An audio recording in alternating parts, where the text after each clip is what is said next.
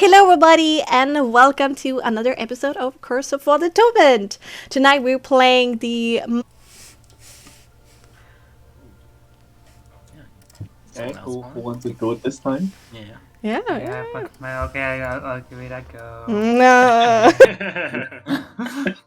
So after killing Doru, we pretty much Daphne and Leo were discussing whether or not to kill Father Donapich, but he was bleeding and he died. So they did nothing, at least. I think still a choice. But anyways, after that, I think Soul took the soul and Yeah. stopped being soulless. Okay, I'm stopping with this. Yeah. The riddle. After that, we went to the mansion and tried to discuss what was wrong with the whole group. Daphne being a Malachi. Malakit. Malachi, sorry. Malakim. Yeah.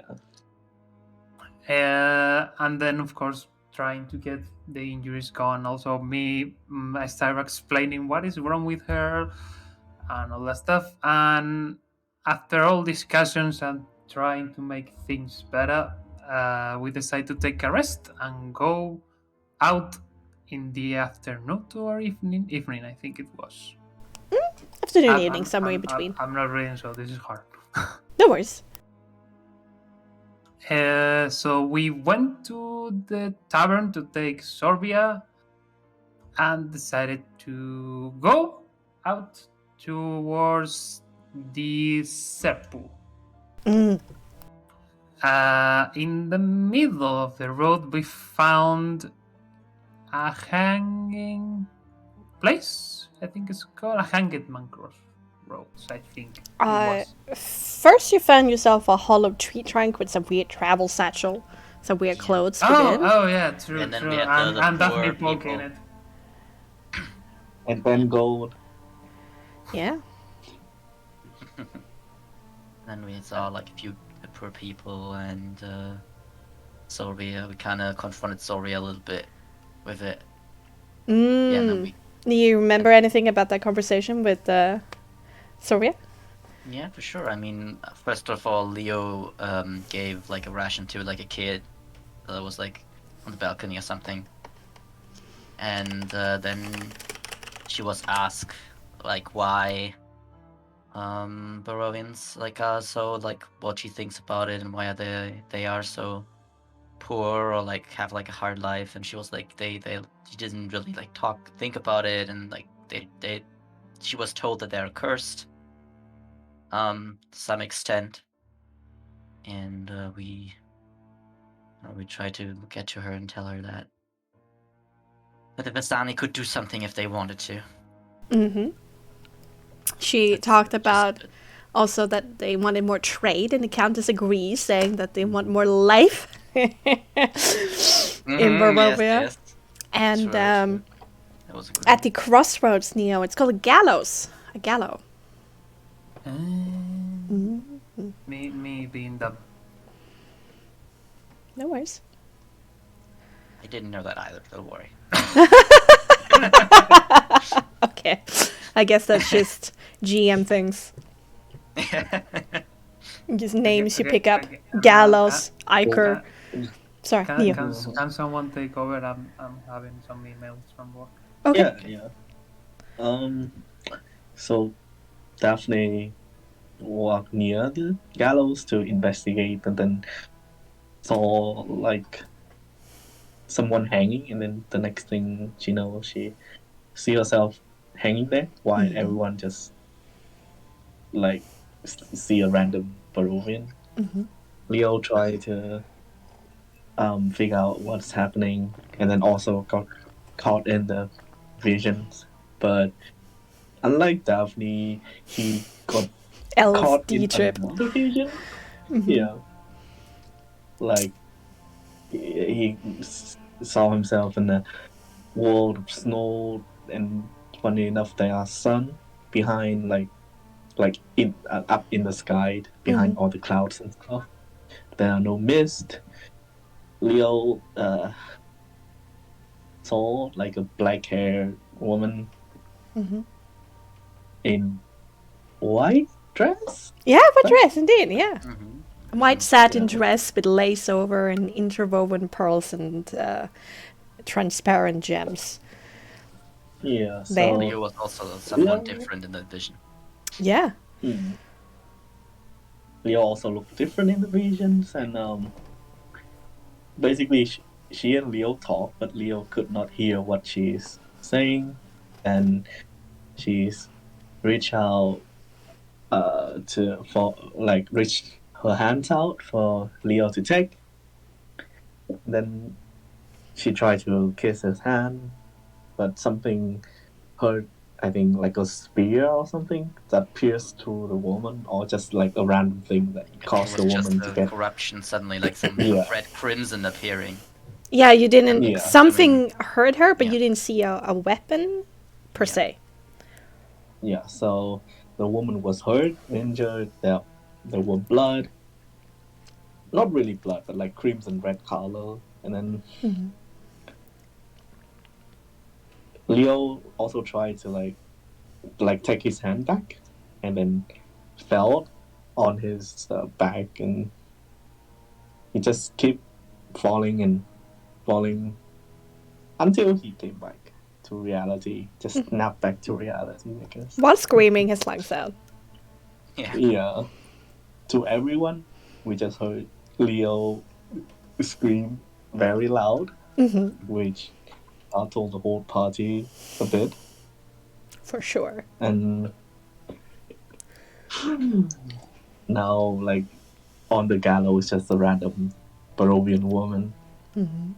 Daphne also tried to investigate again, but there's nothing. Yeah. Yeah, but like when we look at Leo, and there are some like snow on top of his hair for some reason. And then after a while, we get to a resting place. We also ask like, is Marc about the areas around it? It's like a place that the Barovians used to hang criminals. And Daphne came to the conclusion that the Barovian probably hanged someone that they shouldn't have, and then that's why they are cursed.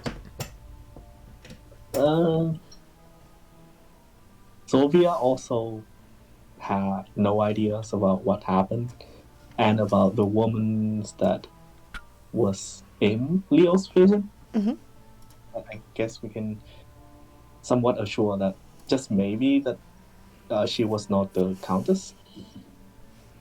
But we did like ask that question, like leave that question up on the air. Mm-hmm. Sylvia did. didn't- Yeah. Never met the Sylvia did. Countess. Yeah, never met the Countess, but she did reveal that the older Vistani get invited to the castle, like Madame Eva, and we should all talk to Madame Eva. Yeah, and after that, we get to the resting camp. We take watches. Basically, nothing much happened. Sophia did joke about maybe Saul did something to the Countess. Yeah, to make her angry. Anger the Countess in some way. Who knows what way? And then, yeah. the Good meeting ends job. with seeing bats. More Yes. More bats. Good job, everyone. Teamwork. Woo! Yay. bats. Okay.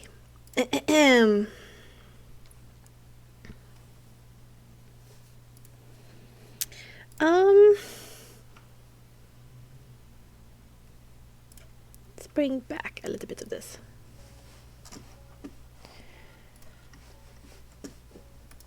As we go back to the here. Hmm? Hmm? Zaka. Yeah, let me fix the background sound a little bit here. There we go. There. Whilst the watches this night was fortunately very calm, many dreamscapes weren't. Daphne, you dream about the earthy and damp cellar underneath the church, of blood splattering you in the face as you end the cursed life of Duro in a very violent manner, of raising your sword against that of the sinning father, when in the last minute an irritating voice argues against you without a body. You argue back towards the voice, saying he must die for his wrongdoings. But as you're occupied with this discussion, you see yourself in the third person. You see that on the ground behind your back, unlife spasming into that of the father, who arises silently behind you, creeps up, and then stabs you violently back. The pain sears your body,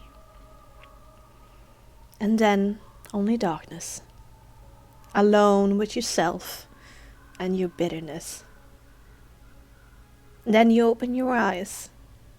You have a rope around your neck, swinging from the wooden gallows at the crossroad. A perfect and healthy replica of you standing below and looking up at you in horror. There is repulsion in your face as you view yourself. And as they notice the little life that is within your somehow alive, swinging helplessly corpse in the cold breeze, your clone stalk towards you, raising their sword, and cuts you down again and again in a bloody rain of gore and anger.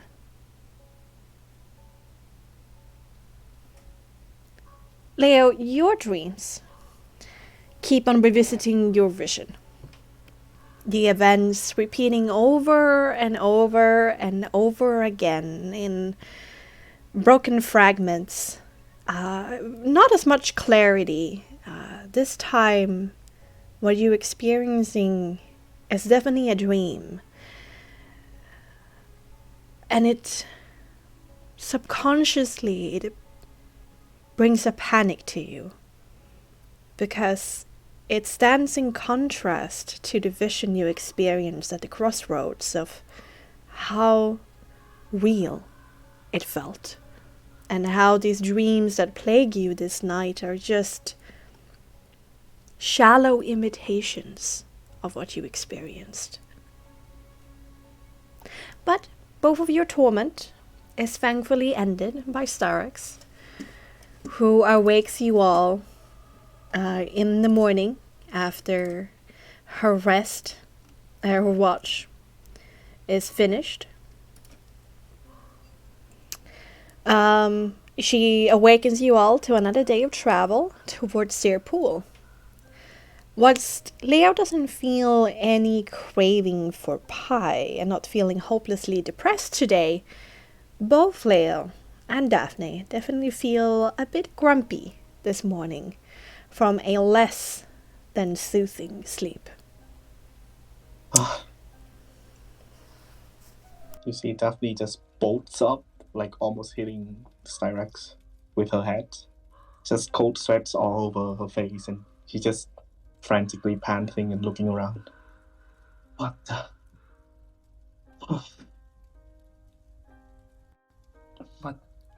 What's wrong?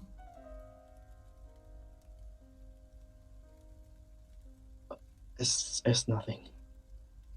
It was just a bad dream.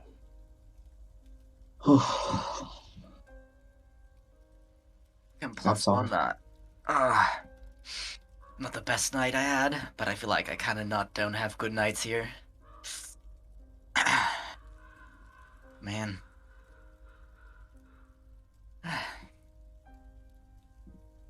place kind of sucks. That gallows. Maybe they did something to us. Sorry. Do you have nightmares? No. No. Not at all. What about you, Sol? In Savoie? Do you have nightmares? What are you guys talking about? I've been awake for the last 10 minutes doing morning stretches. Like, you gotta, like, stretch a little bit before you're gonna do a night of dancing. Because, oh man, you can feel stiff otherwise. Do Vistani also not have nightmares? Is that like another benefit of being Vistani? Or... Nightmares? To be fair, I'm not a Vistani. I didn't have nightmares. I think I had some as a younger child, but it's kind of silly, is it not? You two, you need to drink some wine. You need to get some dancing in your, lose your bodies up a little bit. You need to get laid. And I'm sure all of this will just fly away. That actually sounds great. Alright. Still quite a few hours of walking before us, so should get going. I suggest a steady but fast rhythm today. I'm so excited. As Marc gets his stuff together in a rather disciplined manner, like everything has its space, and like he tenderly puts away the tinder box very carefully, and stamps out the fire, making sure that there's no forest fires and things like that, being really responsible. And he looks up at Sorvia, and at the mention of getting laid and another blush spreading on his cheeks, and then he works up the courage to say, I'm actually rather exciting to meet the Vistani at Serpool. I mean, I've heard about it, but I've never seen it. I think it's gonna be a good experience. Hope we don't get attacked. Well, Daphne, you really gotta relax a little bit. I mean, if there's one place where we're not gonna get attacked, then it's near the Vistani. We still get attacks near Sword, didn't we? I mean, I don't think the Countess will ever let that happen. Getting the Vistani camp attacked? I'm a little bit surprised, though. I was expecting something to happen this night, but it didn't. Yeah, I thought she would say... come, or something would come for me, but it didn't, and I don't understand. Well, I mean, as Soria said, maybe it's just her being here. Wait, we should just always travel with Vistani. Marc, did you have nightmares too? To be honest, I didn't have a great time sleeping at all. I kept on waking up to the sounds of the forest, expecting something to happen, but it never did. And indeed, when you look at him, he has heavy black rings underneath his eyes.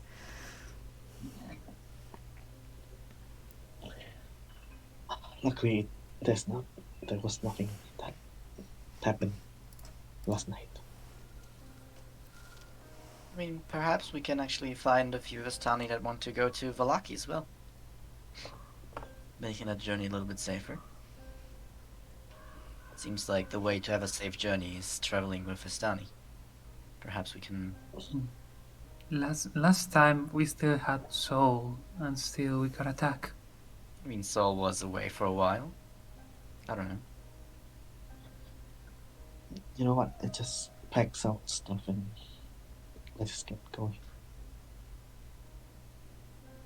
Can't hurt. Agreed.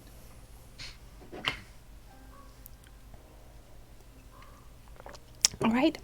You pack up camp? Yep. And quickly get back on the road. Aha! On the road. It's a smaller road. Oh. As you Oh. Ooh. As you Ooh. have taken the side road towards the Sear Pool, which is you know, a bit of a half lake pooling in the Ivlis River. The road indeed is not as wide as it is on the central road going east to west and west to east. And it's a bit more sandy, I guess, on the ground. But you have a whole day of walking. Sorvia takes a little bit of charge in the front, kind of marching you in a rather military kind of pace, pushing towards a fast pace, but not really a fast pace. But she's eager.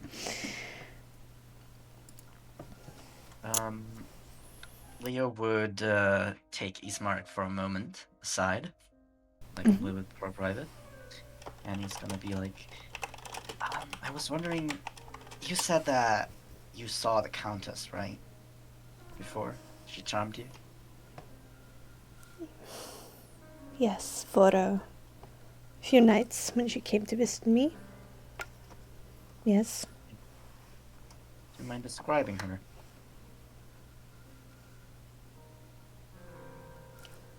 Why would you? He looks up to you with like a furrowed brow. Like, why would you want this? A bit confused. I know, I mean, this could be useful information. Who knows what could happen? It could be useful to know how she looks.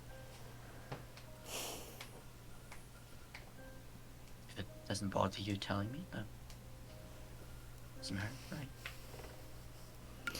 It's always hard to revisit those memories, but I understand the logic in what you're saying. She was tall. Not the tallest I've seen, but for sure tall. Muscular, but slender. She had these piercing red eyes, a high cheekbone, a rather narrow face, and very dark black hair.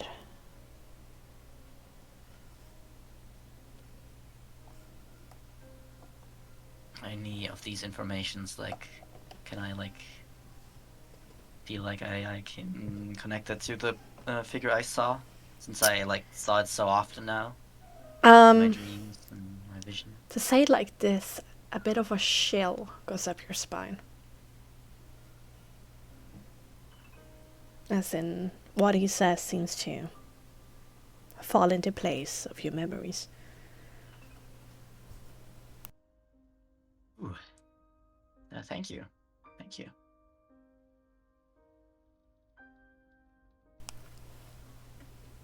Wow, She might be domineering, but she was very beautiful. Made it yeah. very hard.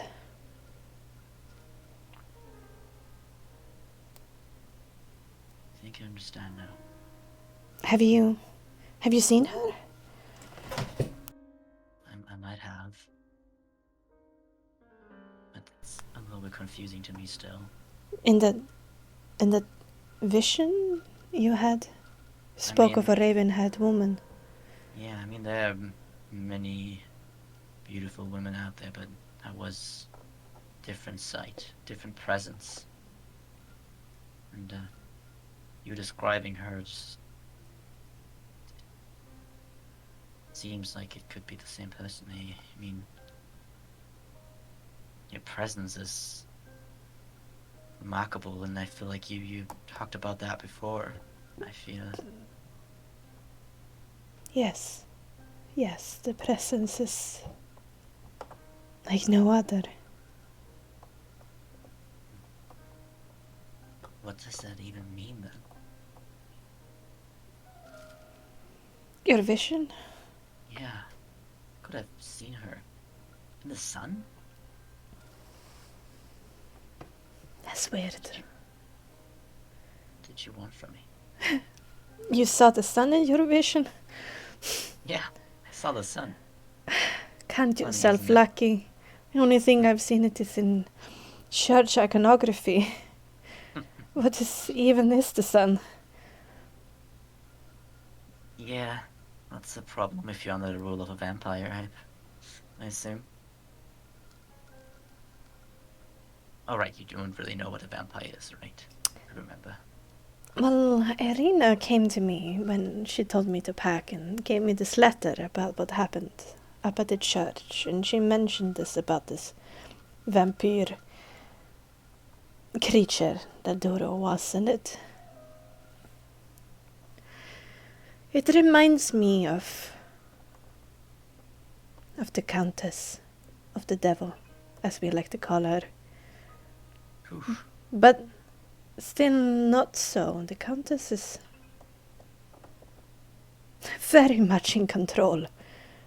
Yeah. Yeah, I feel like you gotta get on our nice side, perhaps. The province as a whole. I It's don't like your best bet. I don't think there is any other side. I don't know. I mean, she liked you. In a weird way, I understand that, but still. Yes, she did, but now she sends a vision to you? Did she just grow tired of me? And now interested in you? I don't know if this vision was even sent by her. True. I might mean, be overanalyzing the situation. And it wasn't even me in that vision. I was someone different. You were? Yes. A different person. I couldn't quite get the good look of myself, of course. Mm. but definitely someone different. Okay. So, Sometimes this place is... I very much agree when people say that we are cursed, and this place is cursed. Sometimes just bad things happen. And you just need to learn to live with it. I'll keep it in mind. And I'm thankful for you telling me how she looked, because it puts a lot into place. Perhaps it's gonna be useful information down the road. Thank you. I hope so. And I hope our travels continues to be this calm. Yeah, Despite we get a few everything. more Vistani and we'll be fine. Don't count on it. I mean, it's better than nothing. It's better to be prepared than, you know. Yeah, definitely. I know.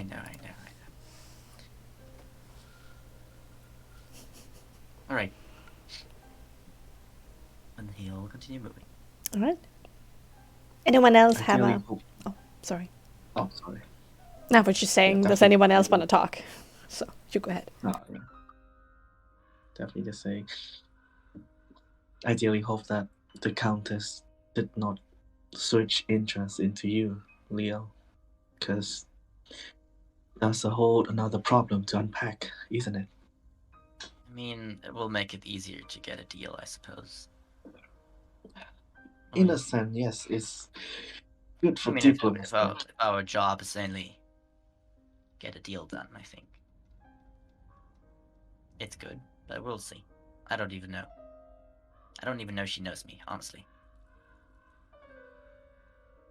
That's true.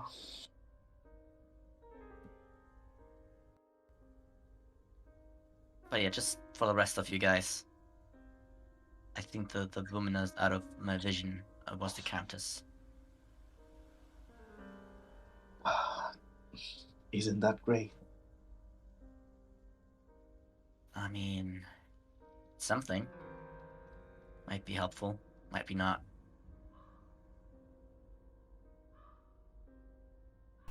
From the front, you can hear Soria call back, "What?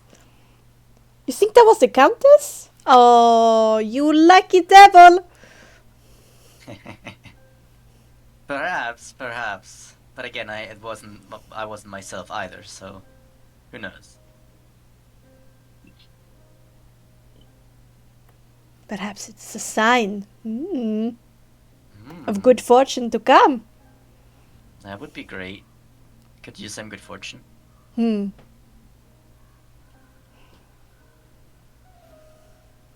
Speaking of good fortune, you're lagging behind. Come on. I'm sorry.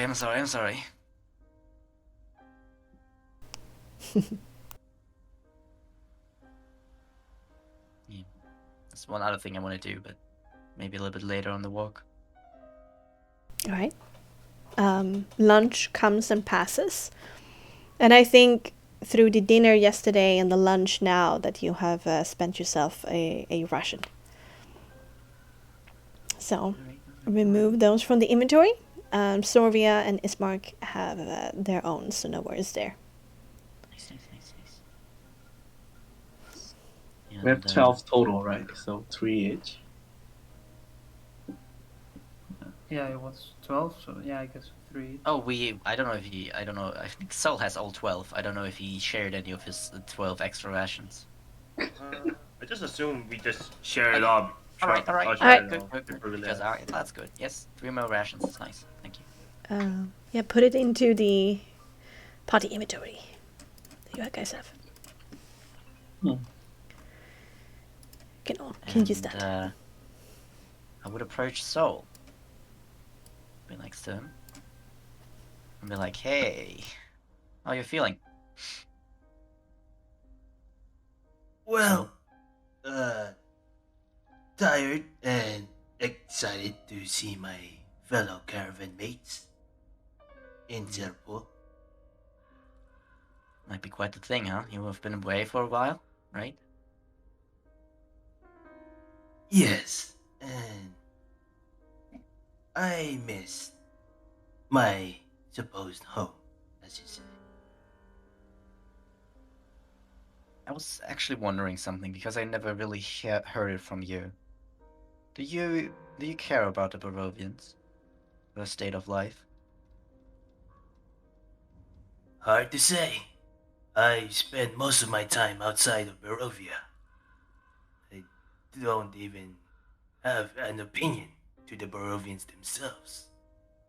Just wondering because, I mean, you've seen that that's not how it usually goes outside. I see, and I know. What a sad tale it is here. I was just wondering because I feel like it shouldn't be this way. I don't know.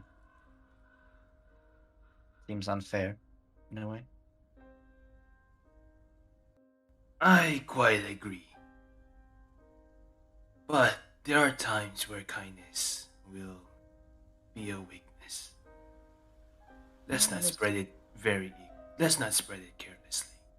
No, I understand. I was just wondering because I feel like if the Vistani wanted something to change, they would have a lot more that would have an influence, you know? And I feel like every Vistani just seems to ignore all the problems. So I was wondering where you were standing. And I was also thinking... Go ahead. One thing for sure. Each Vistani, from what I've seen, values their own freedom and choices, and they have their own opinions of matter. Sometimes same ideas come together, but just know that there are some Vistani who will help the Barovians as well. Count on it. Yeah, I just remembered something that Savoie told, that there were only sad stories about the Barovians, or no stories. And you're a songwriter, right? Yes. I mean, the best way to start for change is from culture, you know? From art. Perhaps you and your friends can make a nice song about the Barovians and the Vistani working together or something. I don't know, I'm not a songwriter. Sounds great. If I have a chance to have my fellow caravan friends to spread some joy about Barovians, I will. Nice. Thank you. I was just... I don't know why I care so much. I guess I just do. No, don't even worry. It's the difference between the outside and here. I understand. Probably. You sure it's not because of, well, Irina back at the village? Jesus, Daphne, you surprised me. Okay. I mean, maybe. I mean, I think they all deserve it in a way. Everyone I met there. Didn't met many people, so... Is I Mark don't know. watches Leo during this whole conversation. I mean, I think we all can agree that she puts a lot of effort into what she's doing, and any help would be nice. I What think I'll she has say good is, intentions. What? what I'll say is, it's hard to change what is rooted and set in stone for generations. Oh, I know, but that's why I want to get the ball rolling, because it seems like no one else is doing it. Everyone seems to have been here, divided for eternity. You have a good heart, Leo.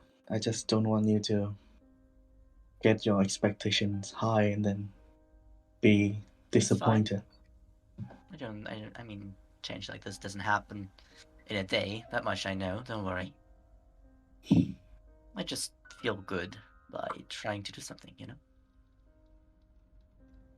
And perhaps, you know, I want to help Irina as well, of course. Daphne will just pat Leo in the back. So we'll And just you might... go ahead. Oh. Are you sure you want to leave Barovia? From my perspective, it seems like you're setting up for yourself to stay here, even. Me? Yeah. I mean, like, not in, I mean, no offense, but not in those establishments. You know, I'm kind of working with it, but it is not the most comfortable. I mean, Venus Bat was kind of okay, but, like, I mean, I wouldn't feel that comfortable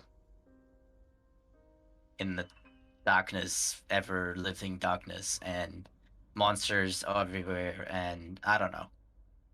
I didn't have the most great time here, honestly. Is Mark mutters to himself, help her, my ass, help himself to get his tongue in her throat. I assume I don't hear that, because I have... No, you don't hear it, but some others might. So... Avoid one sword and I mean, you... maybe if everything changes, I don't know. But as you said, things don't change in a day. Currently, this is a very scary place to live in. I don't know if I want to live here. Daphne will look at Leo and look at Ismar and look back at Leo again. Avoid one sword and you meet another. Good luck. What? Alright, okay. Keep going. Doria's already going ahead again. Yeah, she's like calling down the road. Hey, get up! You can pretty much see Starbucks and Sorbet just ahead waiting for you.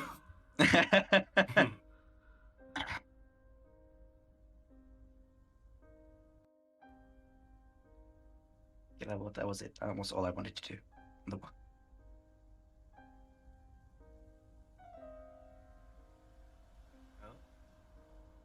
Okay. All right. Okay. Any other conversations to be had during our time on the road?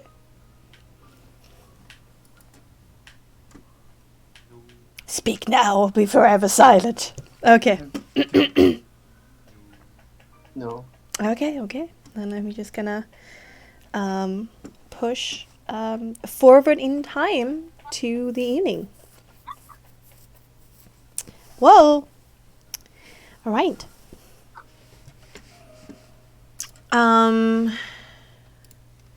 The road gradually disappears and is replaced by a twisted, muddy path through the trees.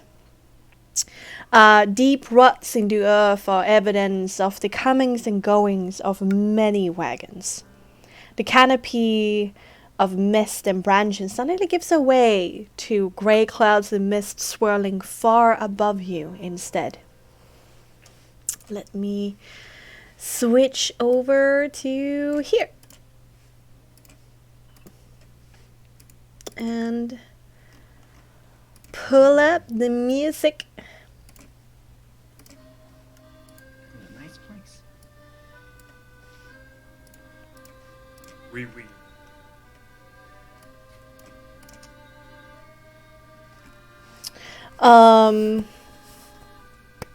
There's a clearing here, next to a river that widens to form a small lake, several dozens of meters across. A footpath continues beyond this encampment, meandering north between the river and the forest edge. A small village of round tents, each about 3 meters in diameter, are pitched beside scattered barrel-top wagons. A much larger tent stands near the shore of the lake in its center, its sagging form lit from within. Near the tents, unbridled horses drink from the river. The mournful strains of an accordion clash with the singing of several brightly clad figures around the bonfires. Even from here, you can hear the sound of their merriment.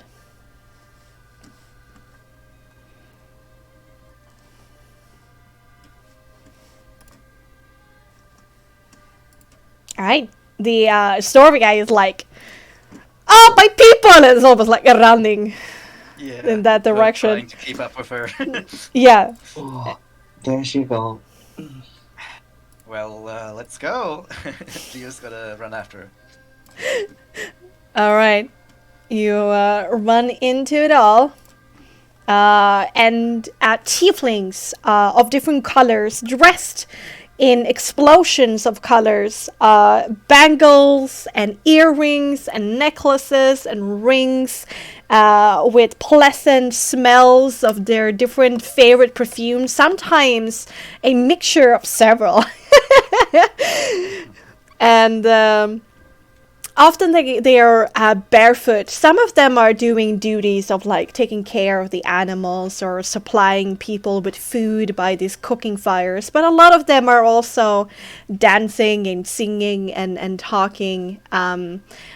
Whatever work or duties that has happened during day seems to have been over, and we're looking forward to a night of frivolous potting.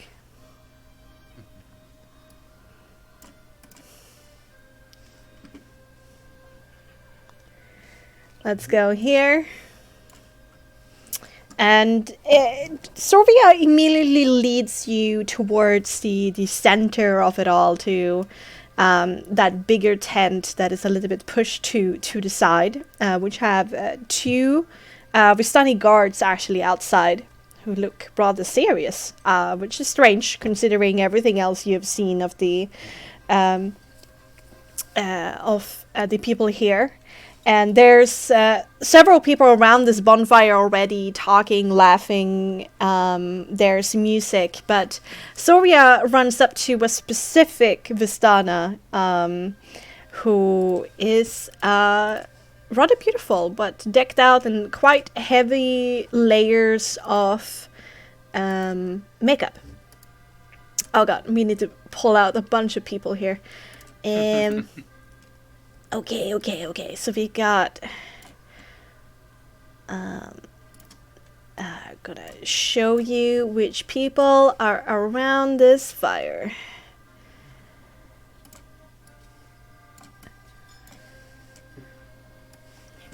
Oh wow, a bunch of people indeed. Oh god. Yeah. It's gonna wait 1 second. One second. Get all the time. Oh god. You've already pushed up. Okay.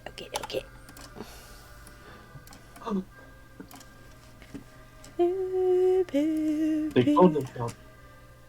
What was that? I accidentally pulled out 2.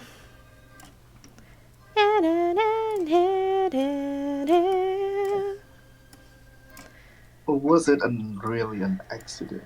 Was it?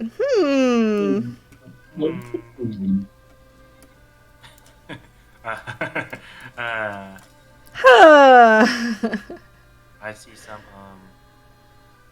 some reference for soul that I've used. What? You have? Yeah, I referenced some of these people here.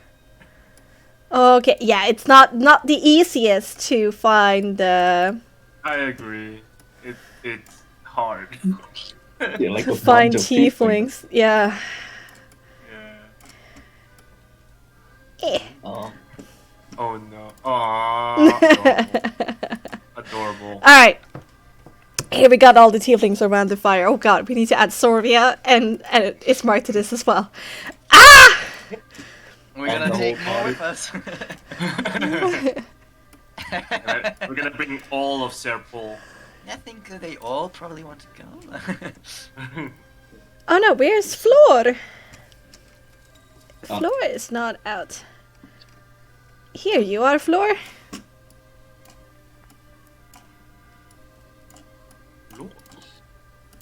Yes. Oh. Oh. Oh! What's that? Alright, and then we got here's Marc here. In the corner somewhere. In the corner. There we go. The corner of shame. Okay. Here we go.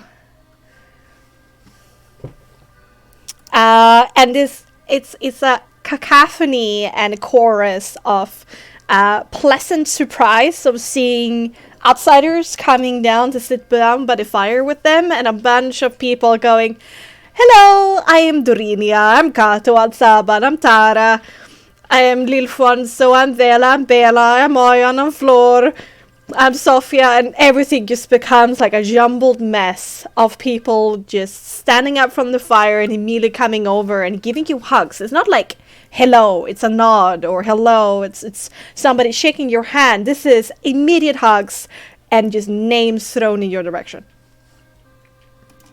Daphne immediately take a step back. She's so overwhelmed right now. Like, there's this look on her face. Like, she's both surprised, shocked, and taken aback. Yeah. For sure.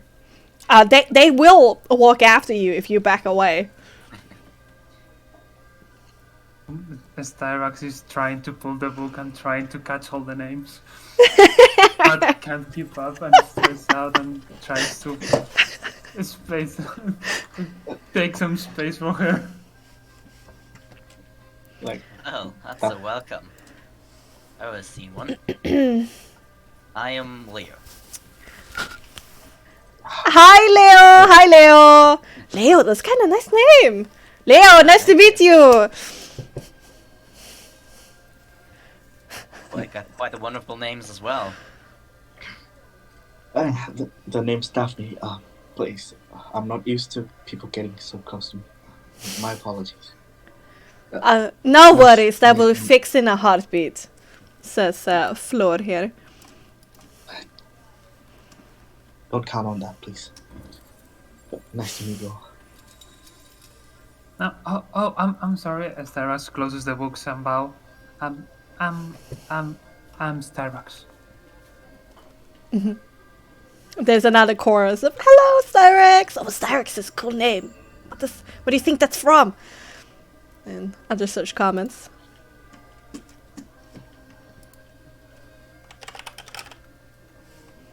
All right. It's So like to trying to. Sylvia, be like, we probably have to like talk to Madame Eva now, right? You know, to let her know that we're here or something. All right. Yes, you wanted to talk to Madame Eva, and she turns around and looks at Floor here and like holds her hands and so these guys are from the outside, and I will tell you, they must have some great stories. And she leans to everybody else in the bonfire, and they're like, "Ooh, exciting!" And then she turns back her attention towards Floor. But they also need some wisdom from Madame Eva pretty quick. There's been some rather strange things happening around them, and I think they're also on some kind of important secret mission in here. And more oohs and ahs. So, can they meet Madame Eva? I mean, we don't have to do it right now. I just was wondering if that was important, you know, to get like you have to like say that you're here or something. I don't know how that works here. Floor looks at all of you, and her, from having like a happy, easygoing smile, it becomes a bit more somber.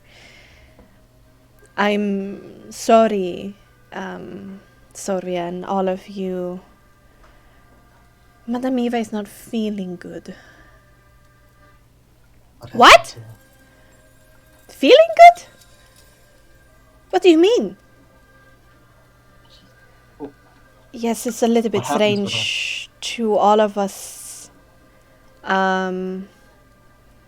Apparently she's sick. That has never happened before. This is not a lie or something to make, push you guests away, but it's actually true, and she has said to not disturb her.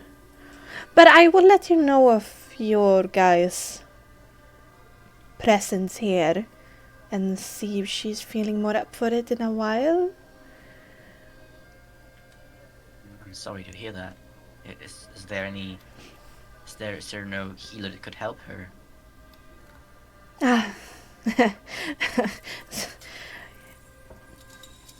They all kind of laugh a little bit by the fire, and you feel a little bit sheepish. It's like, did I say something? Did I say something wrong? And this old man here leans over his knees and says, if there is anybody who can help anybody, it would be Madame Eva. She could heal herself if that was the problem. Well, this is troublesome. It is, but we prefer not to put these issues on our honored guests. So please sit down. Wine! We need wine! And you kind of like thrust down on this log here in between, like this slightly two older Vistani tiefling here. They seem to be in their early teenage years, and these two very young tieflings here, kind of put in the middle of these two groups. Like all of us? Yeah, kind of like push down like a hand on your shoulder. Kind of get down, sit down, forcefully enjoy yourself and be comfortable.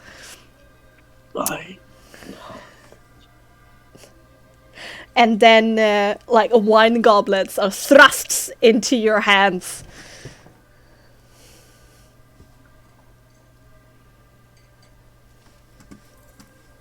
Do you accept all of that? Yeah, sure. Yeah. Yeah. Yeah, while staying in kind of some like shocked, she will take Staros will take the wine. Daphne is like trying to keep her personal space, but at the same time trying to not be rude. It's like, thank you. Soul has gotten a little bit of a warm welcome whilst all of this has happened, a little bit to the side with some tieflings that recognized him, and now when he comes to sit down with his own wine glass in his hand, he notices Wen and Bela over here, people who actually traveled with him on the road, a couple, they usually stay faithful to each other, but not always. So we'll see them and just say, Hey! How's it hanging?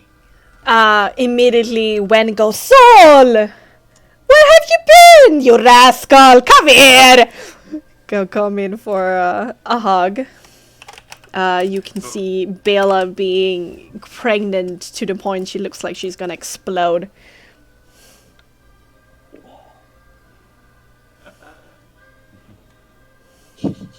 so who's hugging me? Wen is hugging you right now. Soul would just give when big ol' hug is like, and push him back, not push him back, like separate themselves, right?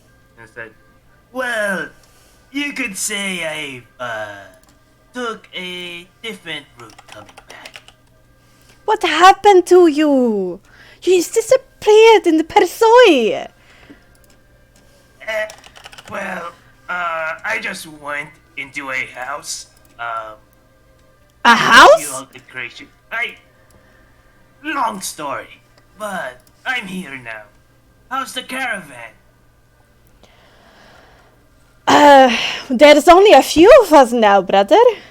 Most of them have gone on to the Volaki camp to pay the respect to Aragal and Luvash, and you know how it is, unload all the wares and make trade with the Volakians. They are so worried. We are all so worried about you. We were about to send out like a scout group for you outside of the mists. Well, I'm here now, so you don't have to worry. Any troubles have been brewing as you go through these lands? Well, his voice kind of drops down a few octaves, so he can't be really overheard by all the other music and talking. The countess have been a little bit active as of late, our princess. Noticed our wolves and bats are quite active. And if you haven't heard, Madame Eva is feeling ill. Would she actually leave us? I've heard that she's been alive for centuries. This is weird. It's made a lot of people very uncomfortable. The Countess' action is very suspicious. And Madame Eva, well, I hope her health comes back. Just like always. She hasn't gone down without fighting, right? No. Hopefully she will always be there for us. This is just a bad spell. I surely hope so. Well, I'm here to guide my fellow party mates along a trek towards the Countess.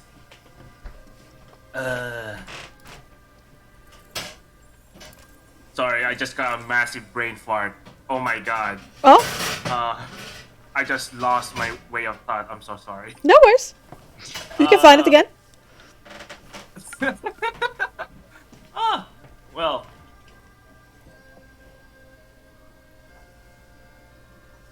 Soul is just gonna point towards the the party that he was in with Styrax, Daphne, and Leo, and say, Well, as you can see, I'm guiding these fellow adventurers through Barovians. So I'm kind of busy helping them. But it was Why? really nice. It's a top secret mission, you could say. All right. Meanwhile, as you Saul is kind of having a conversation with Wen and Bella in the corner, Bella, being pregnant and all, she kind of like huffs and puffs and groans as somebody's kicking her rather violently, and is only listening to your conversation. You can also see behind Bella's shoulder is the 17-year-old Sofia over here.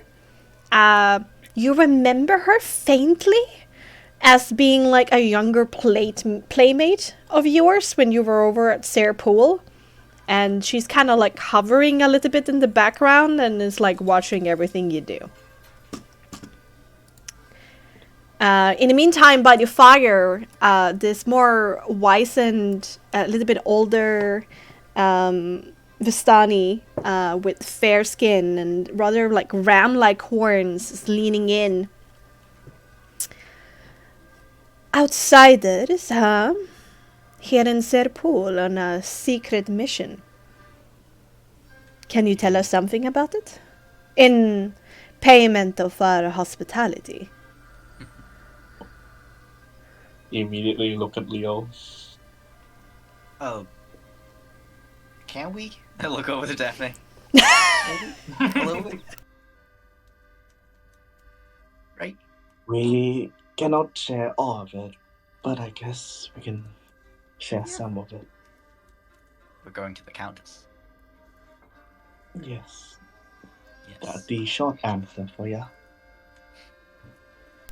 Immediately, everybody kind of quiets down a little bit.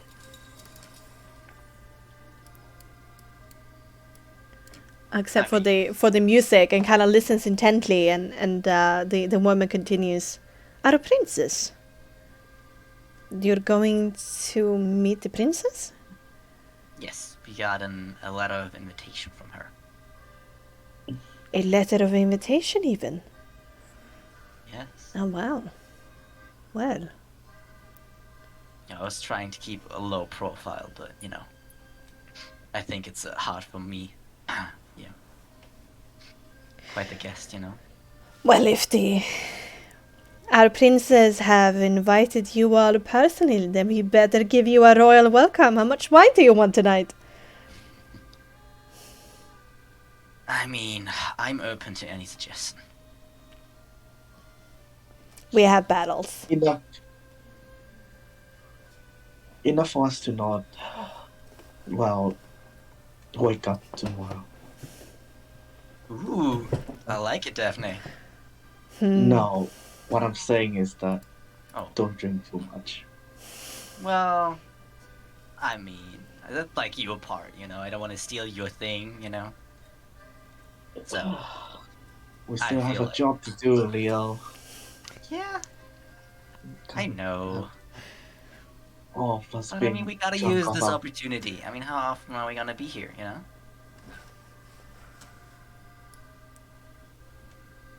Right? Fine, I guess. I'm sure Saul agrees with me.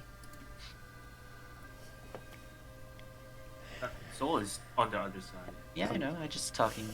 Okay.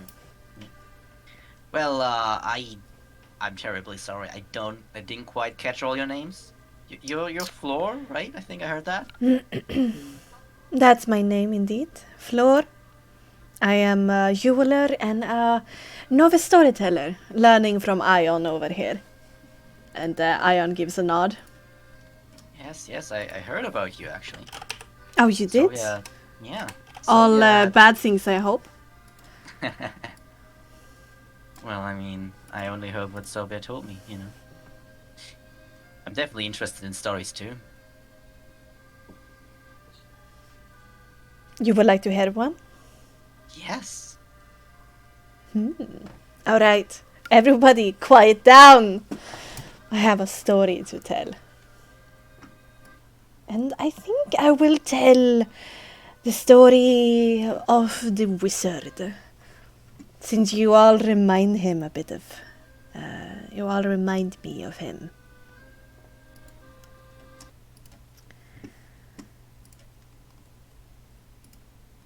Let's... everybody like a little bit quiets down and like leans in. And Flora's taking her time, reveling a little bit in the dramatic pause that she is doing. And then she suddenly leans forward with her hands outstretched, catching like the eyeline of everyone around the campfire, sweeping her gaze so everybody remains engaged. A mighty wizard came to these lands just some years ago. I remember him visiting like it was yesterday. He stood exactly where you're standing right now, outsiders.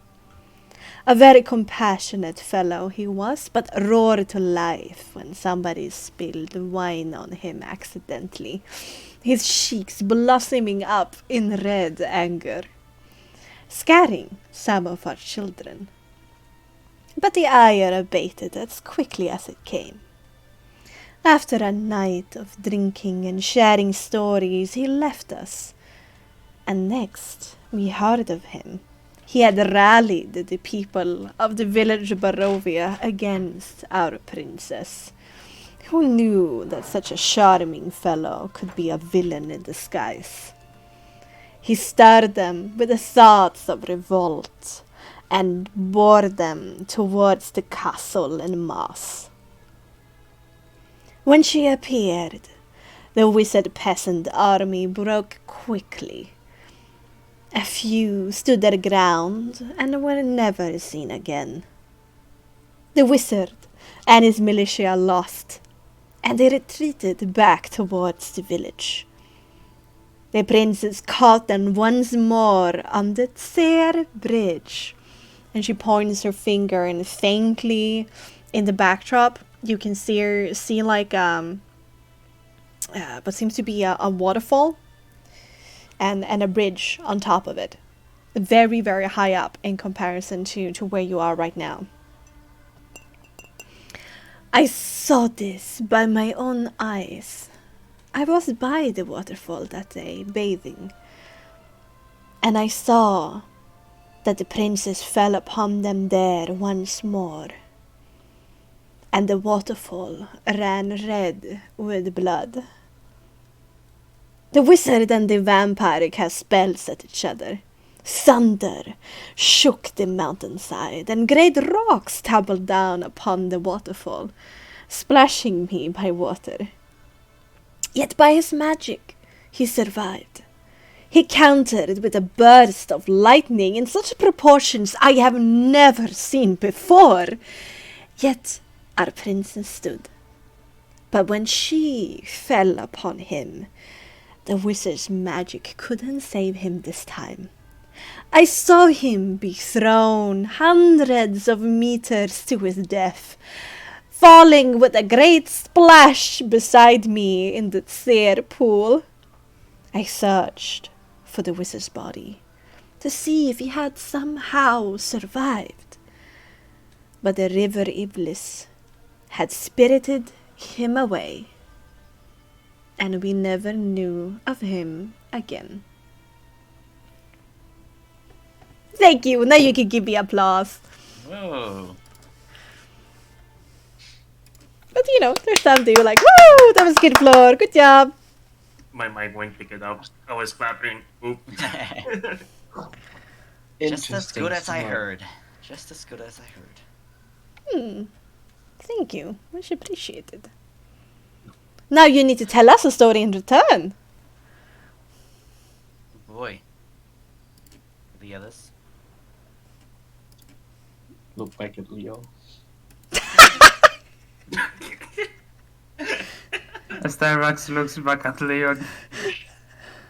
All right. I have none. You really don't? I mean, I don't know. I have no stories of crazy battles, unfortunately. They have If been anyone have for stories, my lifetime. it should be you, Leon. I mean, I think I heard a story about my grandfather once, where he was just a mere soldier working up his ranks, and there was this terrible battle beforehand where we had to keep our protectorate, keep it staying. And I mean, he had always told this story, but it's been a while since I talked with him about it. I think it was come down to just a few splitted soldiers trying to form groups and holding the points that they were supposed to, until my grandfather stood up and figured out a way to lead them together, get the groups together, figured out a way to find. He saw a weakness in the enemy. They were splitting too, but not realizing themselves, and he just used all these soldiers, got their hopes up, got the power up, and he found a way right between the enemy lines. And since then, winning this battle, he became one of the greatest generals of the Protectorate. Yeah. Again, it's been a while. I'm not as good as the storytelling. It wasn't really my story. There's But still I mean, people who were interested in nods ahead, and it gives you a polite applause. And Flor leans in and says, "The subject matter is very interesting, and I mean it's personal to you, but I think you should write it down and make it a bit more exciting." yeah, perhaps. Yeah. I guess I wasn't prepared. For not being prepared, that was good. And everyone's like, yeah. I mean, I need to work on the visuals. You were very good at giving visuals, you know? I've learned from the best. She nods towards Ion, who nods back. I'm sorry, I have to ask. Are these golden horns, are they natural or? I wish they were, but I clad them in gold leaf. Well, they're quite beautiful. Thank you. You're quite a fetching fellow from outside the mist yourself. Yeah. I'm definitely someone out there. Made having a fine life. Someone? What kind of someone were you? Or are you? I mean, I don't know. You guys travel, right? You know about the Protectorate? There's a bit of a exchange look around the bonfire, and Ion instead says, "A bit, that we do. Mostly their border laws and trade laws." You know, I'm one of the big noble houses there. Kwyn, if you ever see them. Pretty cool people. You know, war generals and stuff. You know, great story of leadership and protecting the Protectorate. A rather large fellow over here, albino Vistani, who is rather buff, says, "Oh, when I was traveling over there, I'm a bit of a military enthusiast. I did hear about the Kwyn. And I have shared some stories with Ion to say about their conquest. So that was, I think I recognize the story." Ooh. Well, it's quite a story. Of sure. your grandfather, was it? Yes. We have a celebrity in our midst then. Yeah. You could say so. You could say so. Your glass of wine is refilled, Leo. Leo, it's hard to believe that you are, well, the grandson of such general. Oh, you will see. I mean, I will be able to prove myself here. Just any place. And I'm still waiting for that. Okay. Don't give me that's hit me from the side here. Hey, I'm only talking from experience, you know? Well, you'll see it'll all come together, you know. It'll all come together. Difficult to understand, you know, the brain of such a great general. I'm just saying, great times grew men weak, and she will sip on the wine.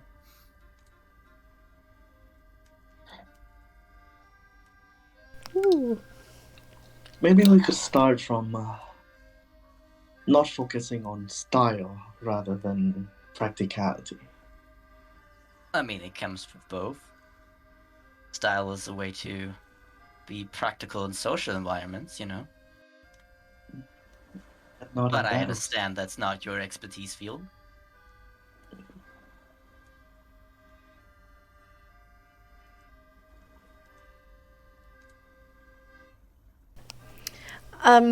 The woman over here in the corner again leans over and say, "So we got the famous son of a general, and then who are you two? I don't think I ever seen somebody with eyes like yours. Daphne, was it?" Yes. Is that all you're gonna say, Daphne?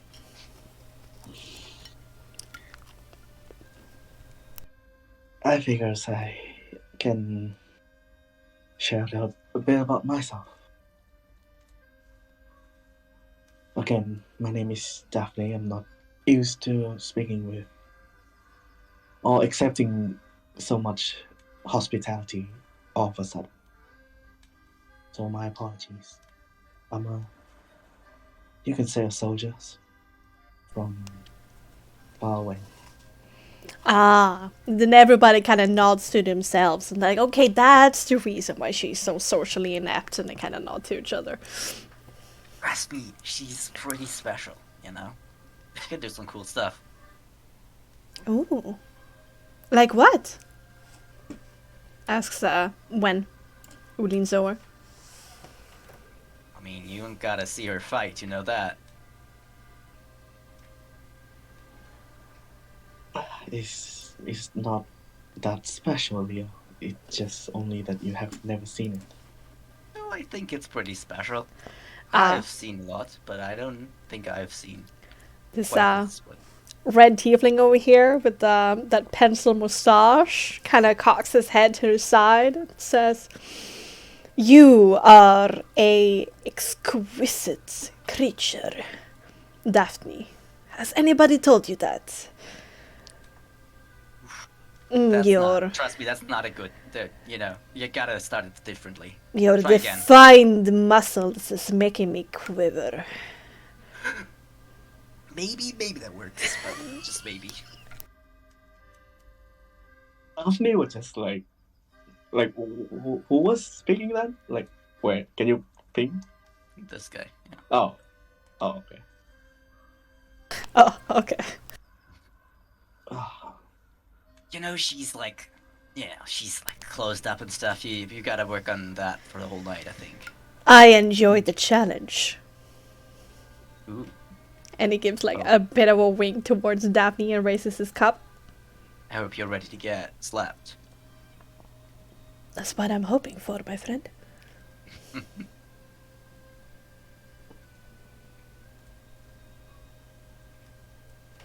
Well, and we have Styrex over here. I don't know if she wants to say anything. Styrak shakes her head. She is quite talented. She can do cool stuff. Yes, says the woman again over here. You are tiefling like us, but you are not Vistani. What tribe do you come from? Styrax will look at the floor. Even it's been 24 years. I still don't know.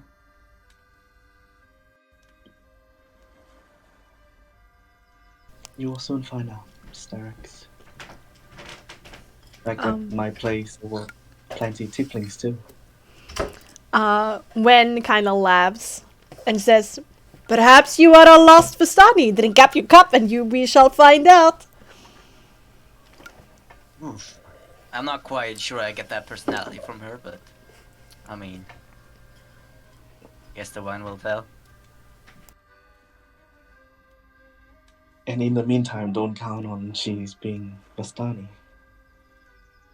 Also, the guy in the corner over there. Just so. Oh yeah. By now you've noticed that everybody has been pointingly ignoring Ismark, who's been kind of sitting to himself a little bit to the side, and you can see him actually try to start a conversation with the tiefling that passes, who just continues on walking. Come here, Ismark. Come here. Come here. His eyes light up a little bit as he recovers from whatever that was, and come sit down by the log with all of you. He's a great guy. Oh. Not yet. I don't think so, at least. I haven't done anything yet. I mean, you just gotta work a little bit on your presence, and I think you're gonna be great. Is there... I can look around and see no one really, like, talking to him, right? Or maybe not looking at him, right? Yeah, I mean, they're giving now, when he sit down by the log, they're, like, giving, like, polite nods, but they're not engaging with him. Is anything off? You know, it's always good to talk about stuff. Who are you asking? It's into the group, I guess Floor. I talked to her the most. Floor flicks her eyes quickly towards the Marc and then back to you. No, nothing is wrong. Look over to Sylvia. Is she, like, getting the same vibes? And is she, like, surprised too? Or is she... Make me an empathy composure. Alright, I will do that. Empathy composure.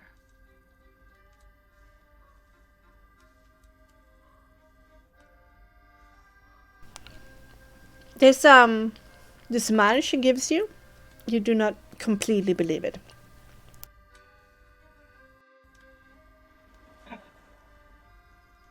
Well, I was just hoping, you know, we can all have fun. Yes. I mean, sure we can all... I mean, Sylvia, I mean, you know Ismark, he's a great guy, right? Yeah, right? Very great. He honestly just, you know, wanted to know the Vistani and the hospitality and just, you know, I think it's great. I think stuff like that it's very important. You know. Yes, of course. You are all, including Ismark, of course, welcome to our drinks and our food. Oh, speaking of which, there's more food over there. Perhaps dinner? Sure. I could take something. Alright. And she kind of breaks up the conversation by pushing y'all in that direction of getting food. And you're able to pick up some pit roasted pig. Very nice. And considering that you're all in character in a bit of a food break, we're gonna go for a session break. Woo! Hey. Hey. Hey! I Alright. don't know what. I just felt that cringe that you just experienced when you said that. I don't know if it was. When you said that, I just felt you cringing a bit. Really? I don't know. Same. But I was there. But I have to mute myself I mean, because the that was Holy so Smoke thing kind of was a funny. little bit uncomfortable. So. Oh no, the Daphne one. Oh. Yes, that was uncomfortable too. Fucking Leo to the thin. I mean, Starbucks and Daria are always awkward. I have to legit mute myself because that was so good. I'll just say, Yes. me personally, I'm having a great time. Awesome. Not really. Well, I'm glad you chose violence for today. Refill your glasses, remember, and empty your bladder. Right. Daphne gonna punch someone. Hopefully not, but you know.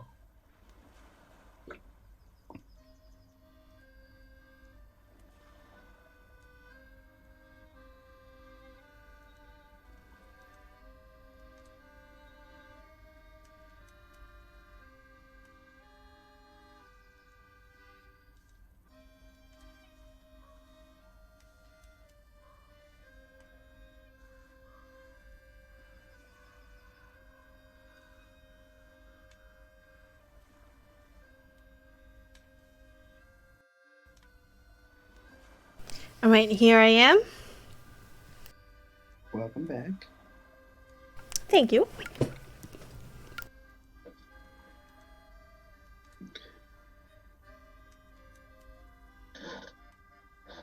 Now I understand why you said you're gonna be doing a lot of talking. Mm-hmm.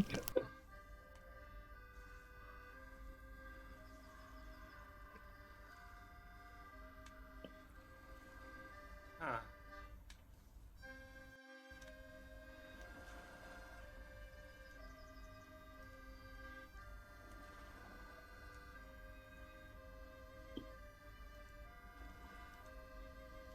Believe me, this is just scratching the surface.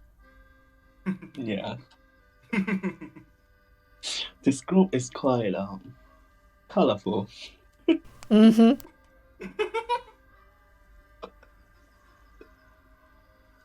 Oh,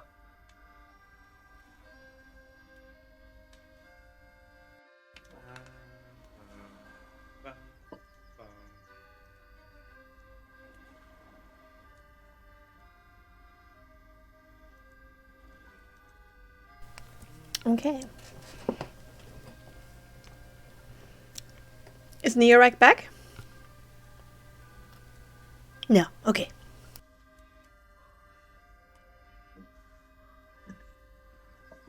I am back. Welcome back. got myself some tea. Mm. You'll need it. Yeah, I'm back. Yay! What do you mean I'll need it, huh? I don't know. To calm myself down from punching Yeah. someone? Sure. To be Not fair, tomorrow, I'm gonna stand it today.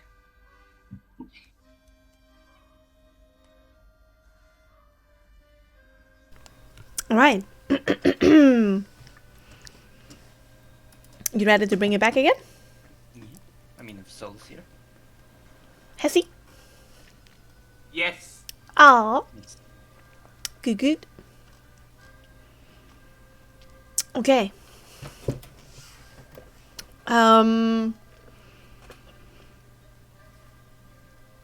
So, Sophia, as you sit down with your food, Sophia had taken the opportunity to put like an empty barrel of wine behind where you're sitting, and she's sitting there now.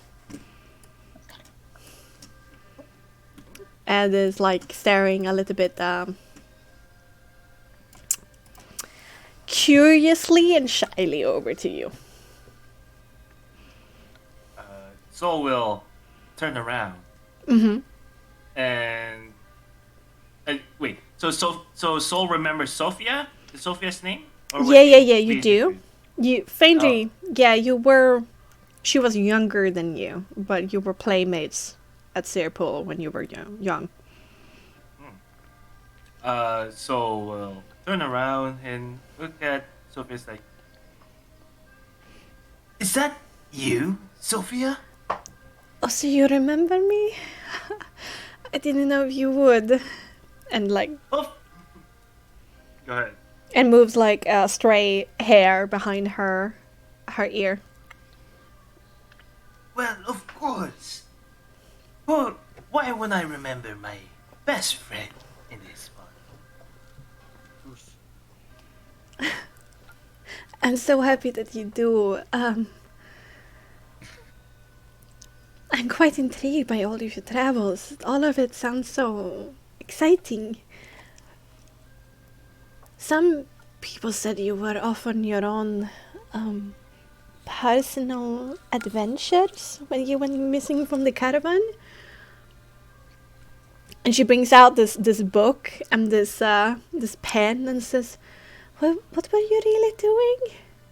Could you tell me? I would love to write about it. Oh. Well, let's just say I joined a group of party and went in this house and destroy or get rid of the evil within. Wow. You just don't like turn around, being next to So.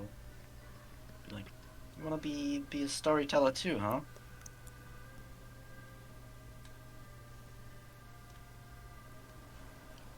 Could I you? presume that's for Sophia? Yeah. Mhm. Okay, yeah. I don't want to tell the stories. I want to write them. That's Do you cool. have any written stories already then? A few poems and stuff like that, but they're not ready yet. No, they're not ready. Perhaps you can I'm work not that together with good. Soul. I mean, you write stuff too. I mean, it's songs, but I mean, it's Yes, art only. there must be a little bit more detail to what you're saying, right? It sounds like an amazing tale. Do you wanna go back to my family's wagon and talk about it further?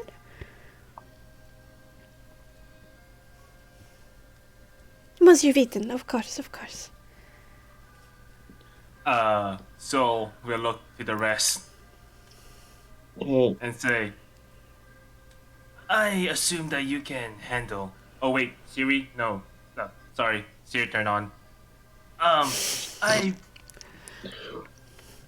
presume that you can handle yourselves here, correct? Just Of be careful course. with the crossbow training, you know. No, Yeah. this is not even crossbow training. Yeah, that's Elbowing Leo's like, I just want to catch up to my childhood friends. All right. Go ahead. So Go, Kane. you're quite skilled with a crossbow. You can hit 2 marks with just 1 bolt, huh? I mean, it's quite Um, fine art. It takes practice. It sure does, you know. All It right. sure does. then Sol will turn to Sophia. What's all of this about crossbows? I don't understand. It's just a running gag, you know. Just don't worry about it. You can Yeah. ask Saul about that. He's quite good with a crossbow. Might be a good story to tell, you know? Oh, that's so cool. Have you like used it to He was, defend like, yourself actually against laughing. evil creatures? Wait, what? Yeah, Leo's laughing as Sophia is Yeah. saying, have you used it to defend yourself against some vile creatures or something? Oh, this one wolf, he really showed him. Well, Leo, I'll let you know. that during the time at the house, I've gotten my fair share of kills. Don't worry. So, I'm sure. Leo, I think he's good with shooting some other targets rather than wolves. Oh yeah, maybe we should give him a different crossbow, you know? Well, I'll just leave you be and have a great time. Sophia. Styrax is in the middle trying to contain her laugh. Sophia, lead the way. There are so much things we should talk about. Yes, I Daphne would think just- so too. And she blushes and then leads the way. Daphne would just like say to Soul as he like walking by, "Don't forget to reload the crossbow, Soul. You always need them." So we just laugh, and as he heard that passing by, he's like, Don't worry, I got it. and continues on. And can Leo check like Sylvia? She sees it, and if there's any reaction or anything. You have sat down by the fire again with like food in your laps. This makeshift cutlery and plates that you have. No, everyone seems to belong to different sets. It's very, very much mix and matched. And Sylvia seems to be over the campfire in a little bit of a deeper conversation with Floor. This seems to be friends, but Floor seems older. Pretty good food, huh? Everyone around the fire who's, eating and talking all kind of have this unified kind of sounds, very much like the pig.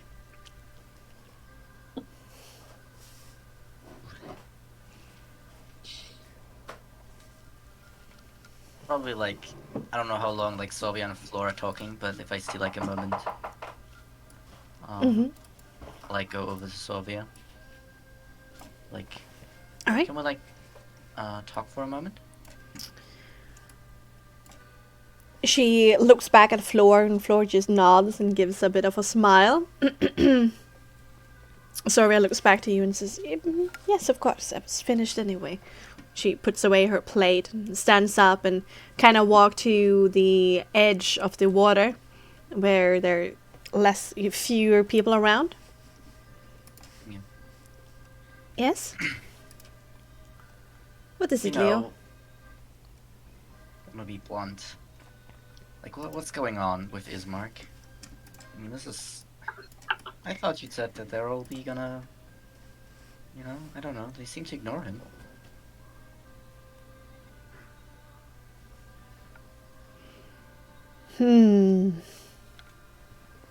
This is a bit of an awkward conversation. Well, I feel like we gotta do it at some point, and since we're not gonna see each other for too long after this, I think it's gonna be time for the awkward stories. Alright, fine. So... she looks out over the water. She says, I had a crush on Ismark when I was... well, wasn't that long ago. Understandable. Yeah, he's very cute, isn't he? Yeah. He just needs a little bit more confidence in it. He's a little bit innocent, but I kinda like that. True. Mix well with you. I think so too. I was working up the... Oh, I shouldn't say. I have no problem with courage, but I was softening him whenever he came over to the Blood of the One Tavern of being willing to have some fun on the side, if you know what I mean. But then I heard of our prince's interest in him, right? Oh. And he is not mine to claim. Just how it is. Oh. Interesting. So you Vistani know who the Countess claims. Well, it's been going on for a couple of weeks now, so it's not too hard to figure out. Oh, okay. But I mean, if everyone is treating him like this, I assume everyone else got the message as well then, without even seeing him beforehand. Well, me and Alenka kind of figured it out, and then we sent word to Sirpo. Oh. Yes. Oh. But I mean, like, it'll still be, like, I mean, there's men can talk, right? I feel like, I mean,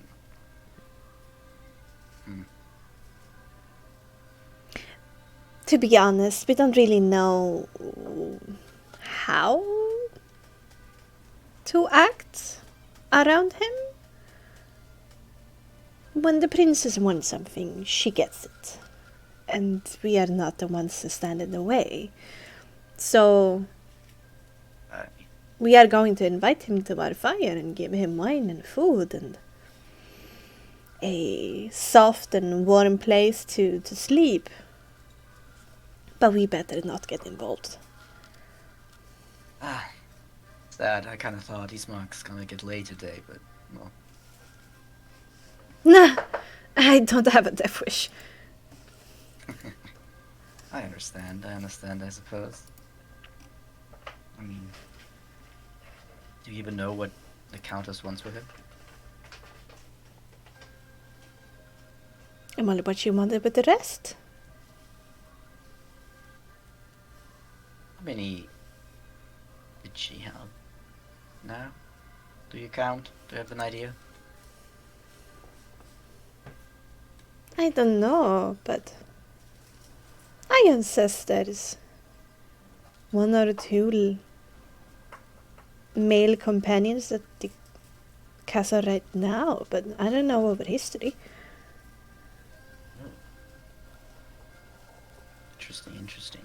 Is it usually Barovians, or have there been Vistani before? I haven't heard of any Vistani. No. Gee. I wonder why that is. I mean, she likes you guys otherwise, right?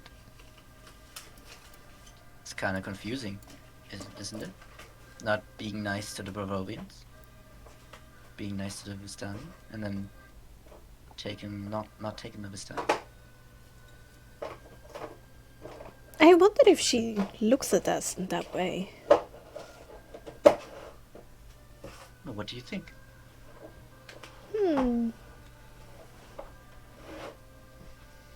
The feeling that I get is we are like her children. Oh, okay, yeah. You see? Oh, yeah. She protects us in that way. I see. I suppose they're tieflings that are in Vistani. True. Perhaps there have been a few who have entered the mist that she has taken a liking to, but I don't know. You will have to ask Madame Eva for that. That's ancient history. And she's Asian, so... I wanted to come back to something else as well, since we're in the uncomfortable topic section right now. Oh? You talked about leading someone into here. Back at the tavern. Must we? I mean, come on, we might never see each other again. So what does it matter? Well, I will hope that's not...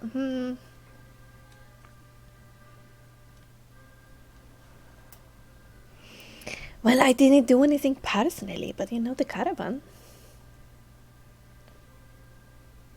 Wanna explain?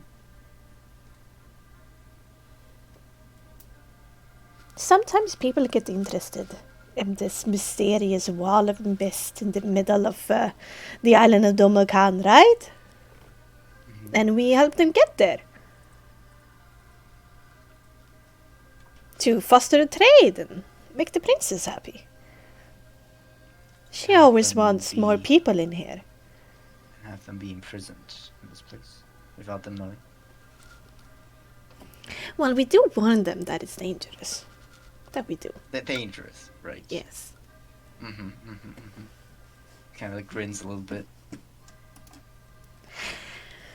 How would we ever get anybody in here? All right, this place is dying. I know. It's okay. But it's important to acknowledge that for yourself. And not try to hide behind sayings. Perhaps we might get better with time. I'm sure it will happen again. But you're very interested about the Countess. Oh, I mean... I think I saw her, you know. That's How could I not be dangerous. interested? I mean... Dangerous but exciting. There's a lot of Isn't it? power to be held by our side. Don't get me started. You said about this place is dying? You mean trade, or is that more to that saying? I mean, you look around you. What do you see? Yeah, sure. I mean, there's no sun, right? It can't be healthy. Nah, it's alright. I didn't learn too much in my survival course, but I think I heard something about, like, plants needing sun. You know, I had, like, this super hot druid teacher, and it was very difficult to listen. But when she was getting excited about a topic, you know,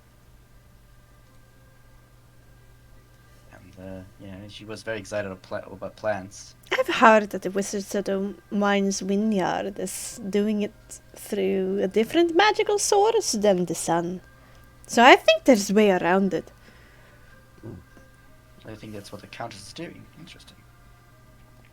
I guess stuff is still growing, so there has to be something going on. I know. There was an old tale that Ion told me about the Countess. I heard you were a little bit interested in our relationship with her. I don't remember too much about it. And now when you brought up the topic again of our friendship with her, do you want to hear the story with me? If we go and ask Ion? Sure, but one more thing. I felt like when you talked about it with me last time, it seemed like there was someone in particular you brought in. When we talked about it, I mean, you say it was just a caravan and everyone doing it and stuff. So you didn't really participate, or? It's a group thing that we do. They say that it gets easier with time, the more times you do it. But you didn't like it?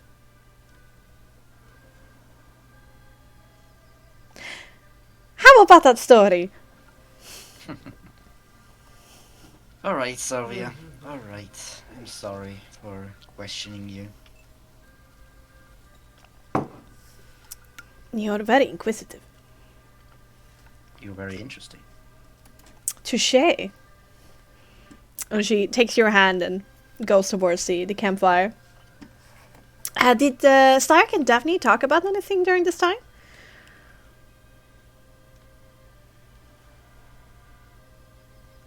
With Isma? Not a single word for me. Oh my god. Slowly sipping on the wine. Both Daphne and Stark are like sitting like deer in like headlights as these extremely sociable people are talking around them. Is that it? Daphne would just start like looking at Styrex and say, you know, I'm sure one day you will understand what you've been looking for, finding the answers and of all the questions that you have. That I can relate to.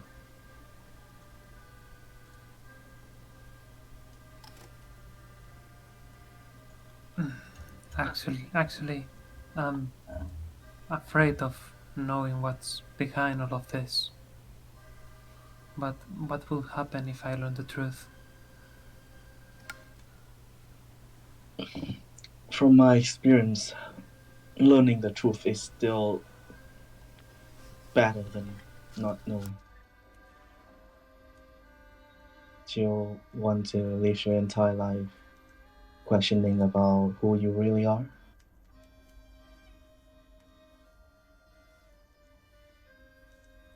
No.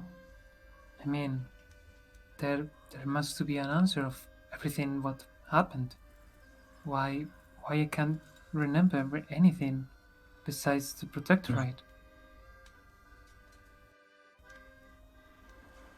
What is your earliest memory? Just being in the protectorate?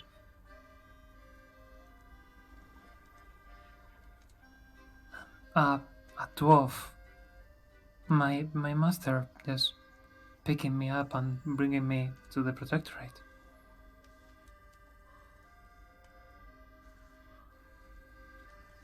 Have you ever tried asking him? Your mentor?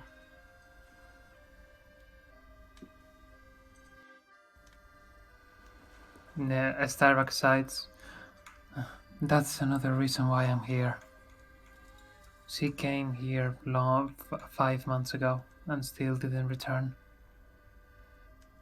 And now You're I fighting. understand why.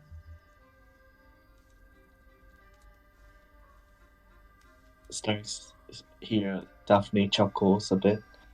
You're fighting your mentor? No. More like trying to find him and see what is wrong with him now. Yeah, finding him. That's what I asked. Oh, sorry, I Well, understand. assume that you're Fighting. saying fighting. I mean, Stephanie. The wine is going up. Looking for him. Am I right? Yes. But so far, the only thing I learned is that they don't know what a dwarf is. So, This world is just full of mysteries and coincidence.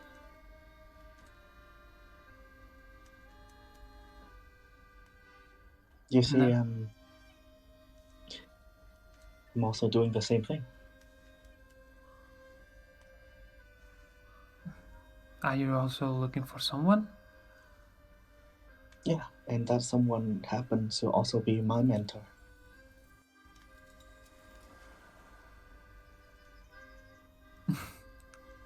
I guess you and I are not different. No, we really are not. I mean, we are different in the sense of our appearances and expertise, but no. Do not think that we are much different from each other.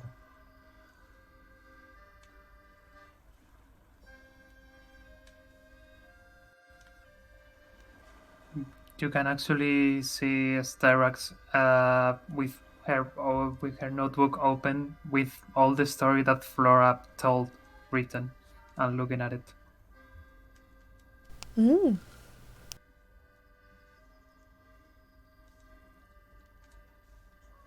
I Did think you also learn magic from your mentor?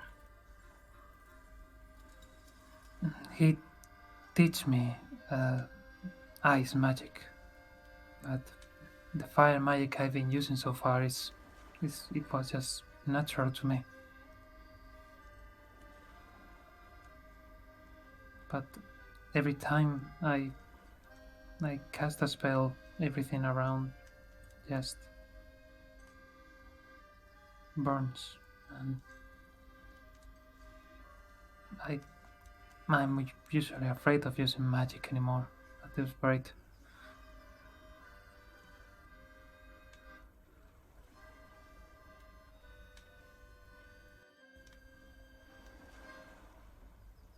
My magic, why I do not know a lot about magics. But I do believe that fire magic is a part of you, is who you are, is what created you. Why an uncontrollable source of power may cause mayhem, and dangerous for everyone around you. I do not believe that is the case here. Don't be afraid of yourself.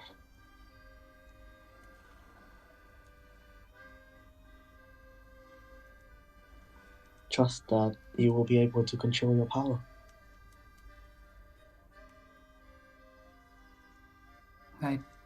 I genuinely hope so. Don't hope, believe.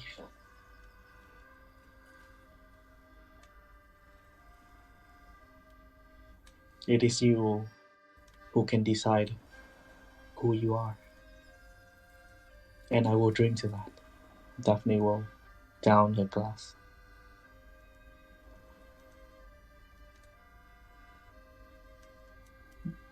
Sarah will chuckle a little bit. I'm afraid I can't do that. Do whatever you feel most comfortable. She will try to check everything, but halfway through she stopped. Wine is not the most chuggable of liquor. No.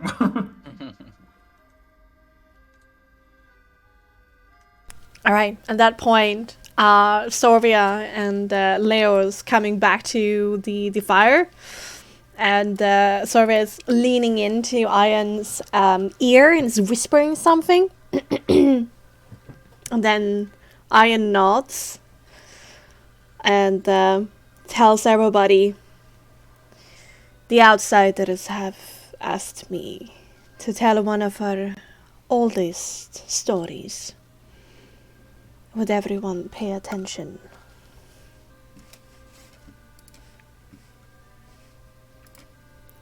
Once again, the music around this bonfire stops, but there's still, points of sounds from other bonfires and partying people besides, but it does get a little bit more intimate here.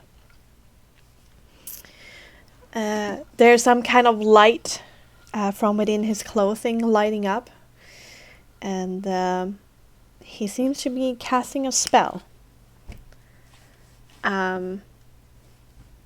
A spell where he can create his own music.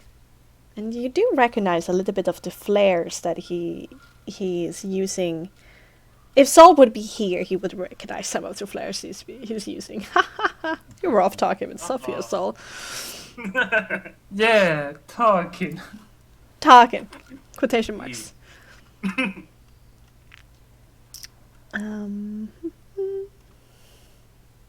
Here.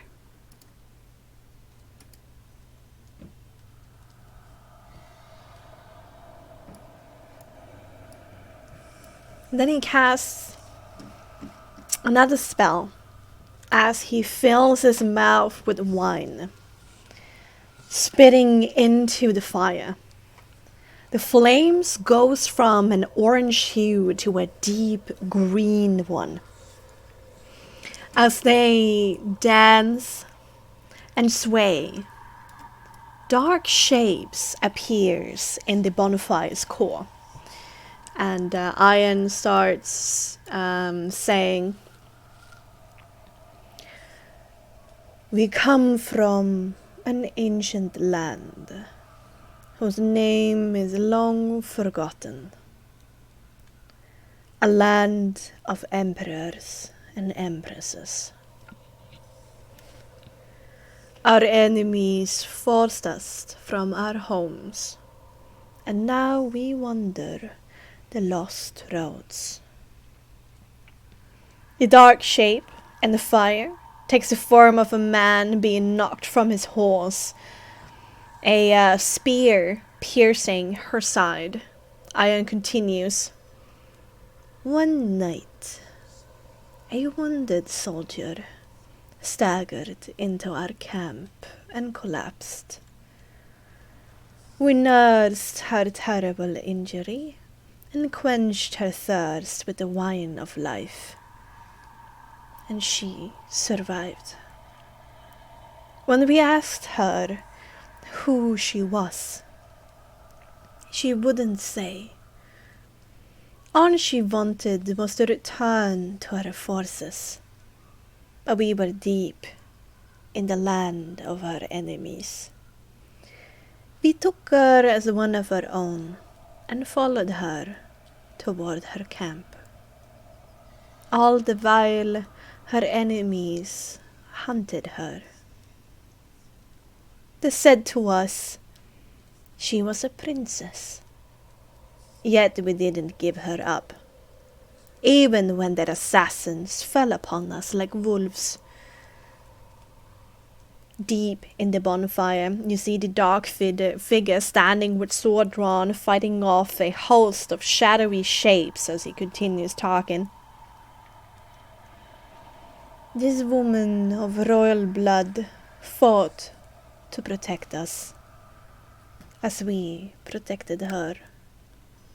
We bore her safely to her forces, and she thanked us and told us her true name. Sradanya Vunzarova. She said, I owe you my life. Stay as long as you wish. Leave when you choose. And know that you will always be safe here. The figure in the dancing fire vanquishes his final foe, then disperses in a cloud of smoke and embers. But a curse has befallen our noble princess in these lands, trapping her with her own despair. Yet in sight there is no recourse. But as Vistani, we will always return here, so she can see our merriment and bonfires from her castle windows, and do what we can to alleviate her torment for all time.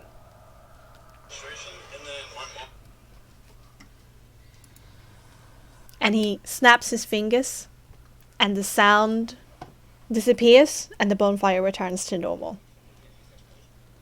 Thank you, Sophia, for telling me to tell this story. It's an important one to tell, especially for the young ones.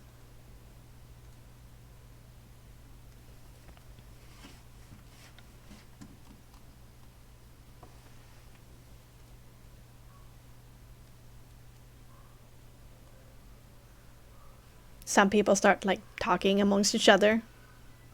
Sorry, someone was. I'm back. Okay. I hear the story though. Don't worry. Okay. Wow. Can I?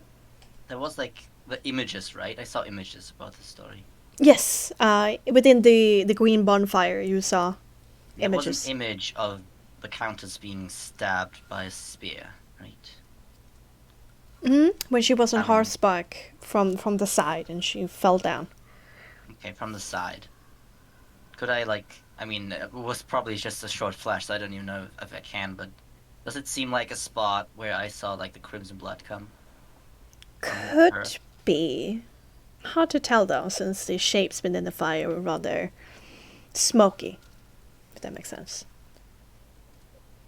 I'll be wow, that's quite a story. Wow. Got some talent. He nods and half bows at the same time. This might be a weird question.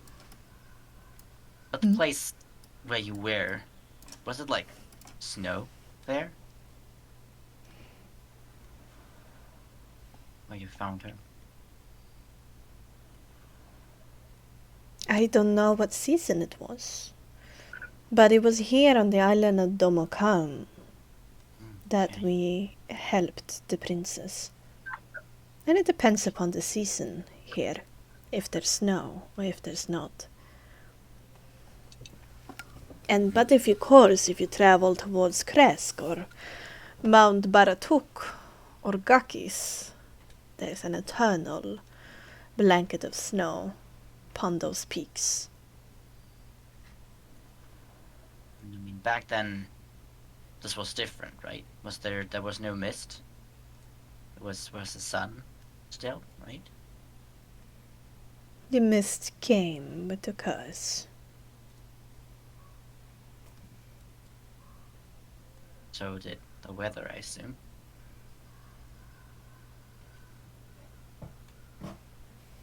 The seasons still change despite it. Alright. Interesting.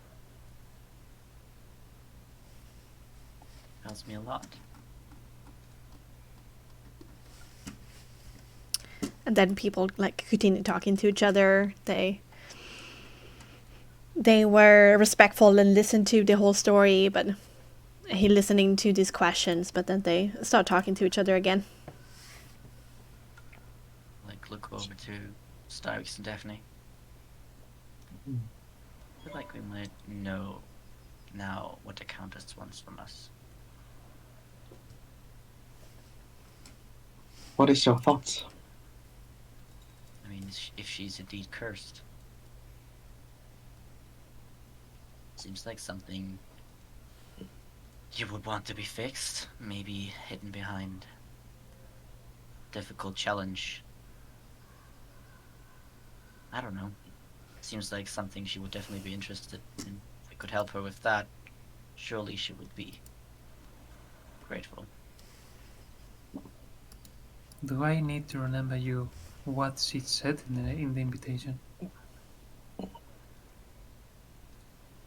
I mean, it's about diplomacy, right? I didn't quite read it that much, to be honest. That she will not bow to us. Yeah, I understand that. That's Still, fair. yet, there might be a way to help each other. Exactly. But we need to get something.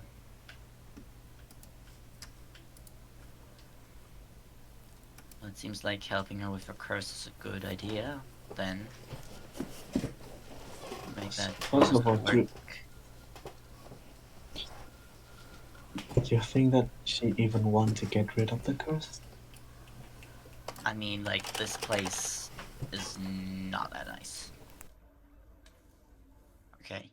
And I mean, it seems like even the Vistani, like, kind of come here just to be nice, so she's not alone here. And I feel like, I don't know, she's royal, apparently. Maybe she wants to go back to her family or something? If they still exist. Oh boy. That's difficult. Well, I feel like there's a lot of, at least having the ability to leave seems like something you would want to have. I mean, I want to leave from here,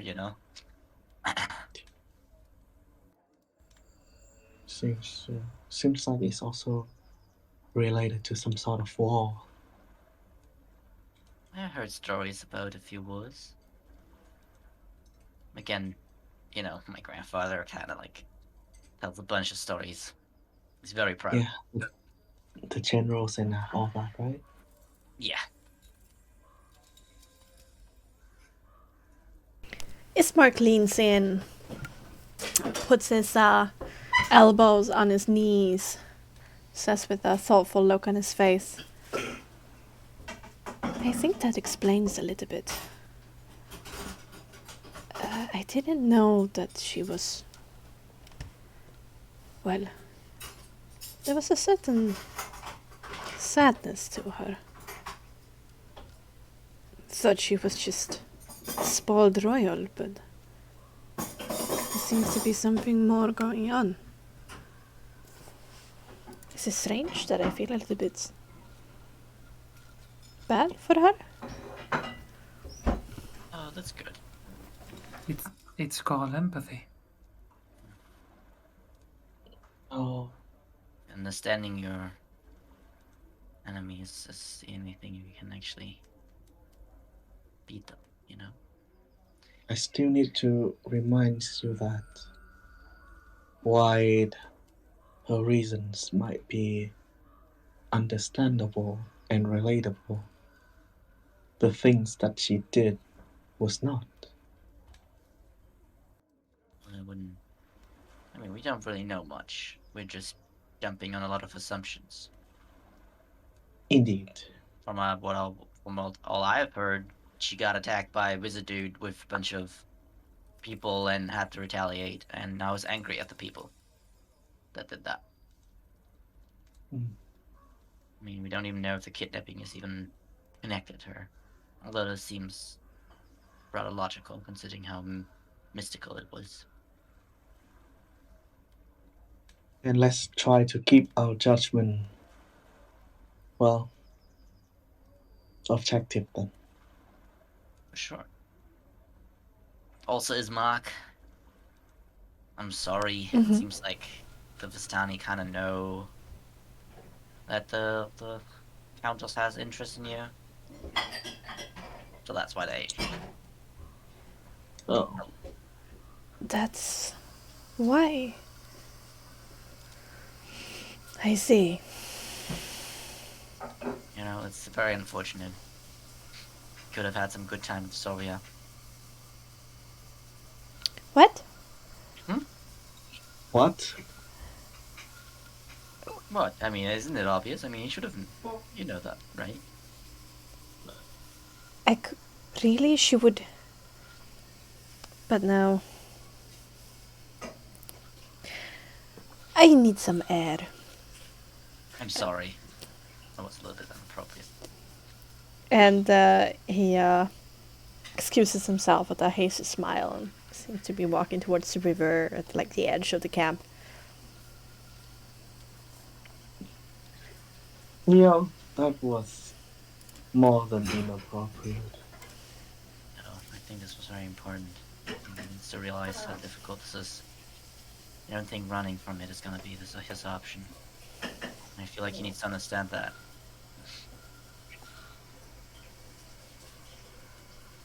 It's not gonna fix it by going to the Blackie.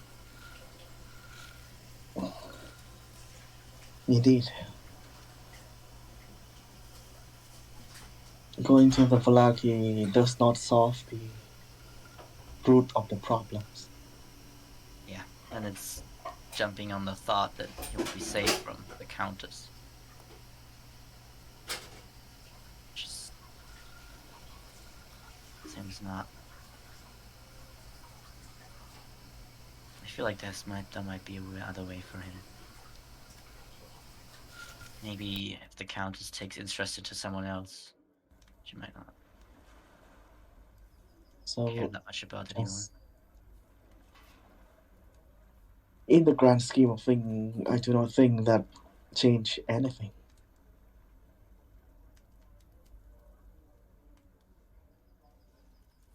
There's something to be said that going to Valaki is not the right choice. But, I mean, gotta get that message to them because, you know, Rovins don't have a priest anymore, so someone has to go to Valaki anyway.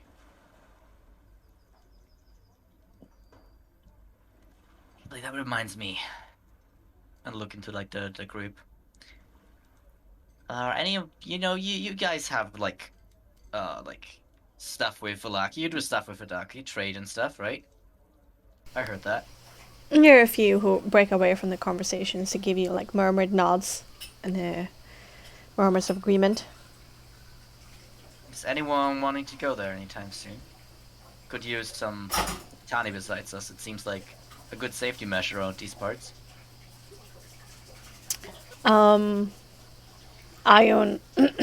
speaks again, saying, we recently sent all the Vistani that we needed towards the Valaki camp with those who wanted to travel in that direction from Sol's caravan. So no, we have no need of heading towards Valaki anymore. Well, perhaps someone is interested in traveling with us. You know, look around. Perhaps. I should ask around. Right. But you do have Sol, who have apparently promised to bring you to the castle. Yeah. It's not quite work. Maybe it's got this Hey. Vistani senses have to like work up again. He's been away a while. I do not think that having another Vistani travelers is necessary. I mean, what does it hurt? If it works, it works. That would be great. It What worked in you're saying Savoie. is having If more. Soul is not up to your standards, then I'm sure we can exchange it with some other kind of guide. No, that was a joke. He is perfectly fine. I was just joking around because we encountered some unfriendly animals while he was with us, but we didn't while we were with Sylvia. And We are. That's unfortunately might- unlucky. yeah, I think so too.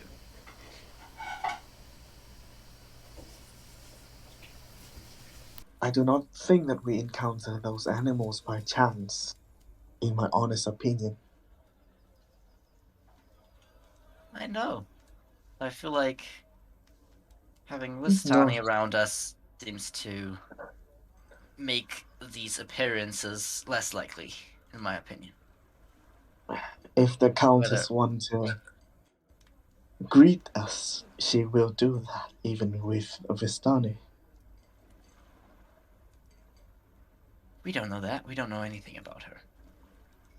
It doesn't hurt, Daphne. You don't want another companion? I mean, like, come on. You guys never talk. I really need someone No. else with me, you know? No. I I do not mean... Unless you want to, like, talk to me all the time. I've met her in person on several occasions. And I can safely say that if she has invited you personally to her castle, then you will arrive at her castle. Yeah. That's probably true. Actually, I was wondering, like, I just want to know if you have met her before. That's great, actually, because like, is there some like stuff I have to do? Is there the way to dress her and stuff like that? I mean, I don't want to, speak out of terms and stuff. With utmost respect. We call her Princess, but she insists on Countess these days. All right. Otherwise referred to her as my lady. Mm-hmm. Your Highness. Okay. And pay your respects. Bye. I would recommend a bow when you meet her. Never show her back in her nearest vicinity. And do not speak over when she speaks. Oh yeah, that one is obvious. I was just wondering. I mean, there's always like different culture, different greetings and stuff like that. You gotta make sure that you don't, misinterpret what's going on. As long as she feels that you give her the proper respect, she is rather dynamic when it comes to different cultures. Right. Thank you. No worries. I think that the mood here has become a little bit dull. Tara, Nico, I've heard that you've been practicing a lot of your lyre recently. Perhaps we can invite a few more and get a bit of dance going. I feel like it's time, considering the wine we've had. They nod eagerly and like run away to like gather some instruments and some people. And they come back, a few, like a drum, some lyres, accordion, a viol. And they start on a tune that is a little bit more upbeat. Do-do-do-do.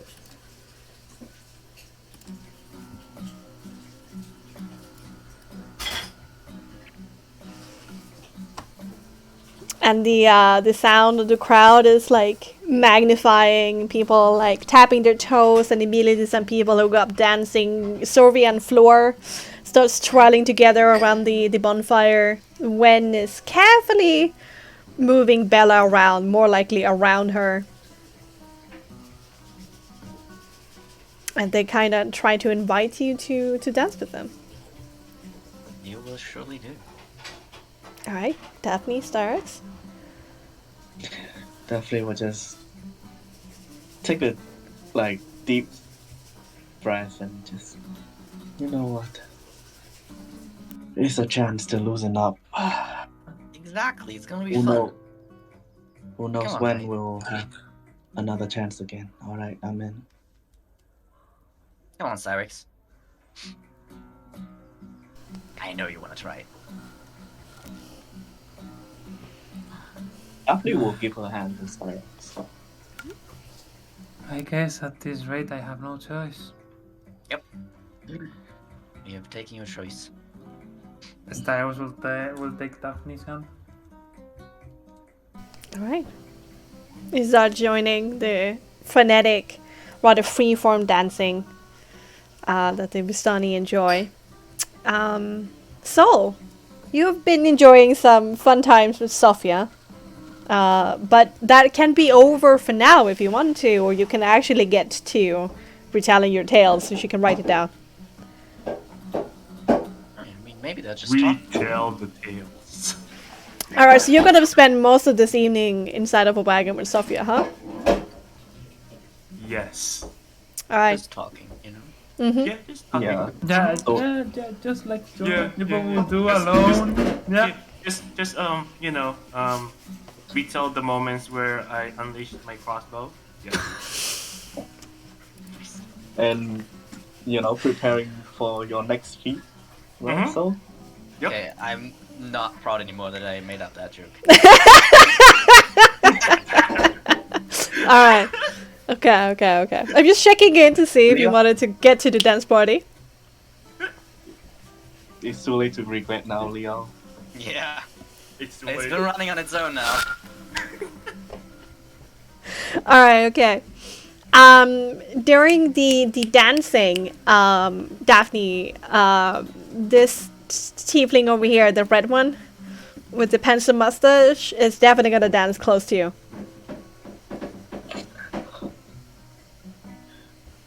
Daphne would just look at him with a tired look on her face.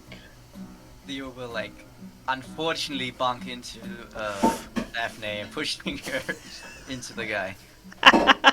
Oh, he would really like that and start to try to dance But I with mean, you. I don't know if I totally get her push, but a little bit. Let's see if Daphne agrees.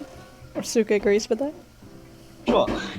Why not? Alright, She's unprepared for it. okay. The tiefling Daphne starts will dancing with you. say, I have not catch your name. It has been spoken on many lovers' lips, so you better remember it. Kato. I'll try my best.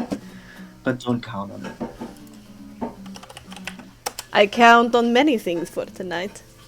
And remember, my name is very much down on the priority list. You can say that is minimum on mine.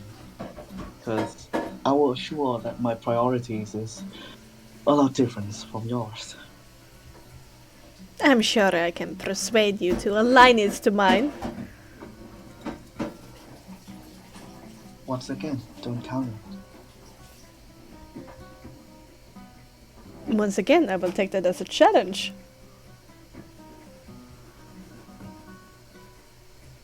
Yeah, definitely would just take the invitation for dancing. Okay, alright. Oh, he does his best to impress you. Oh my god. Daphne look unimpressed. That only makes him smile more. Try harder. Gonna lean into Styrix and be like, is there anyone you like here? Which wondering. I feel like it's a great time. I guess someone likes to be burned. Oh, And she smiles to you. That's a kink if I've ever heard one. I'm sure there's someone to be found. Aren't you guys like kind of resistant to the stuff anyway? That seems like perfect fit, honestly.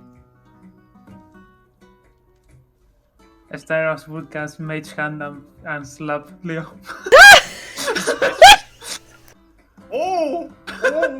Oh my god!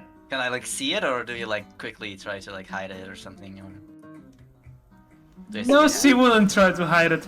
Okay. You know where it came from. Okay, I tried. You know, I felt like it You would've been deserve good. that, Leon. Damn it, Daphne! You're always here when something like this happens. Of course. Well, I feel like, you know, it would be fun, but I understand. Well, dancing is fun too. And he's gonna continue, and maybe just like, get to know everyone, all the other people. Just dancing by them, maybe talking with them a little bit. Having longer conversations with the women than the men. Yeah. The children too. I guess just like a nice, like a more like fatherly approach, perhaps, like just being like, hey. Well, Not being weird. little Is this the same Rosie. guy we saw at the Huh? tavern? Is this the same guy we saw at the tavern? When you look at him, yeah, you do recognize him. He's been hanging a little bit outside of this circle.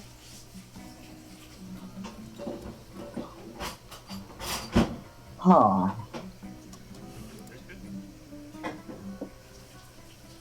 Keep mental note of that. Okay.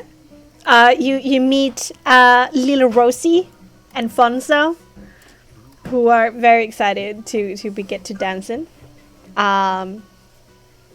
But after a while, they're told by the other were standing to like head over to like the children wagon and like settle in for the night. So that they do.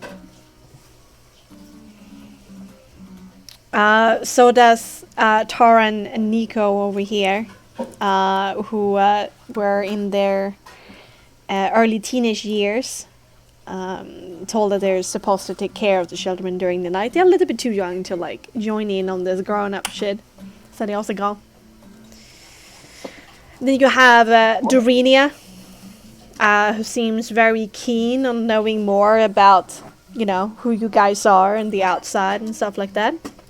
I guess so. And Saban, her the son that she has claimed, the taller, rather buff, rather merry tiefling, who is seems very eager to please. Yes, I'll go over to her, dance nearby her, and be like, I'm sorry, I didn't quite catch your name, actually. There was so many names thrown about. Dorinia there. Well, nice to meet you. Emily, I think that was audible. Yes, I've known. I've heard. And looking into her face, there's a bit of like touch-up makeup and stuff like that, but there's wrinkles in her face. She seems to be a bit older.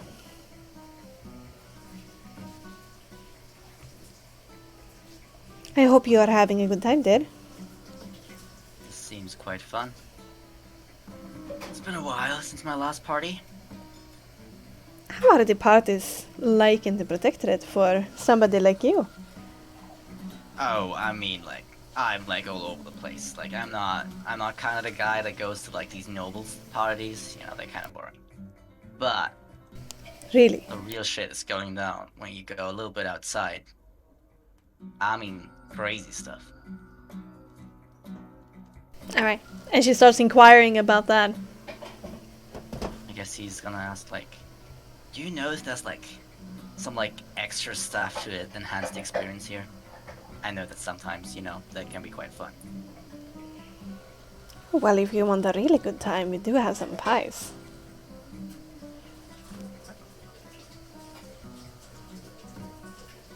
Right. This very cute grandma is selling them, and they do have a certain effect. Oh boy. Whew. Do I have to make a save or something? Now, you did actually get rid of the addiction this lunch, Okay, but okay, now it's okay. up to you if you want to reinvigorate it. We know. Is there like something else I had like bad experience with that pie? Didn't hold that long, and then it was just kind of shitty for the next 3 days or something. This is what you do. When you got like an hangover, you just eat a tiny bit in the morning, and it's usually fine. Oh, and how long do we have to eat a tiny bit? Just a tiny bit during the day, and then you need to be strong and not eat anything for a day. That's usually how it goes. Oh, okay. Ah. Otherwise, we do have some hot liquor in the book. Yeah, I guess that's gonna be better. I'm gonna get attacked by my fellow companions if I ever touch the pie again, I think. More than normal. I respect Rani. I don't think it's that bad. You just need to know how I to don't work think around so it. either. I don't think so either, but they are kind of like no bad stuff. You gotta be like always perfectly prepared and stuff, Like, But let's go and get the moonshine and get this party really started, huh? yes, please. Okay. She goes to fetch that. Ooh. And with that being brought out, some guys are getting really, really drunk. Daphne, how's it going with Kato? Daphne is like most of the time being very indifferent. Mm-hmm. Like she's not like rejecting the dance. She is dancing with them, but it's her face is indifferent. Alright, continues seeing that as a challenge. And she will say, not to be rude or anything, but in my honest opinion, you have to try better than that. How do I please you, Amore? Oh, you see, as soldiers myself, I do like a contest of strength rather than flexibility. I know a perfect spot for a wrestling match. More like an arm wrestling, not full body wrestling. We can start there and just ramp it up.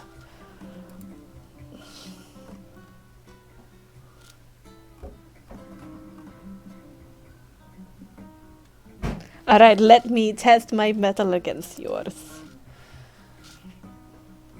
We need a battle, somebody, a battle! Alright. Yeah, sure. Fight, Set okay. challenge. We're gonna do 3 strength tests here for just pure strength, or brawn I mean. One for the initial attack, then we have the middle game, and then we have the finisher. Right? And this arm wrestling, right? Yeah, this is arm Just- wrestling. Yeah, it's just arm Yeah. wrestling for now, but he gives you a wink and a weird arc of a bow, of an eyebrow. Break his hand. Break his hand. Okay, so let's do the first one for the initial attack.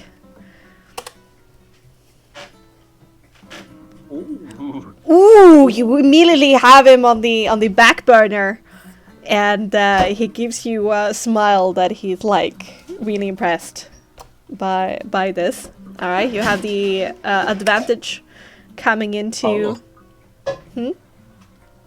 I have advantage, as in advantage rules, or what? No, just freakishly speaking. Into the middle game. Ooh, okay. Ooh, We don't even need to roll a third one. You slam his hand into the barrel, and he curses a little bit to himself, but it doesn't seem sad. But he did put up a little bit of a fight. That was pretty quickly done. Definitely will say, like I said, you gotta try better than that. You're very impressive, I must say. You radiate a certain glow of youth and power, Daphne. Let me use my whole body instead. Daphne will say, I enjoy our dance, and will give him like a polite bow and just start moving away. Oh, the harder they are, the better it is. He mumbles to himself. Walks away though.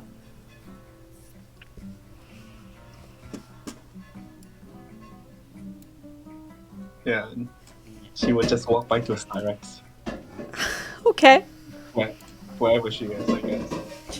After a while, since Starrock doesn't have like that much stamina, it's just like she turns a little bit and then she sits down. Mm-hmm.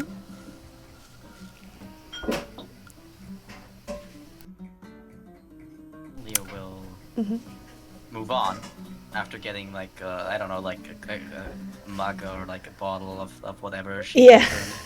Yeah. And he's gonna get a big old shuck in. Uh-huh.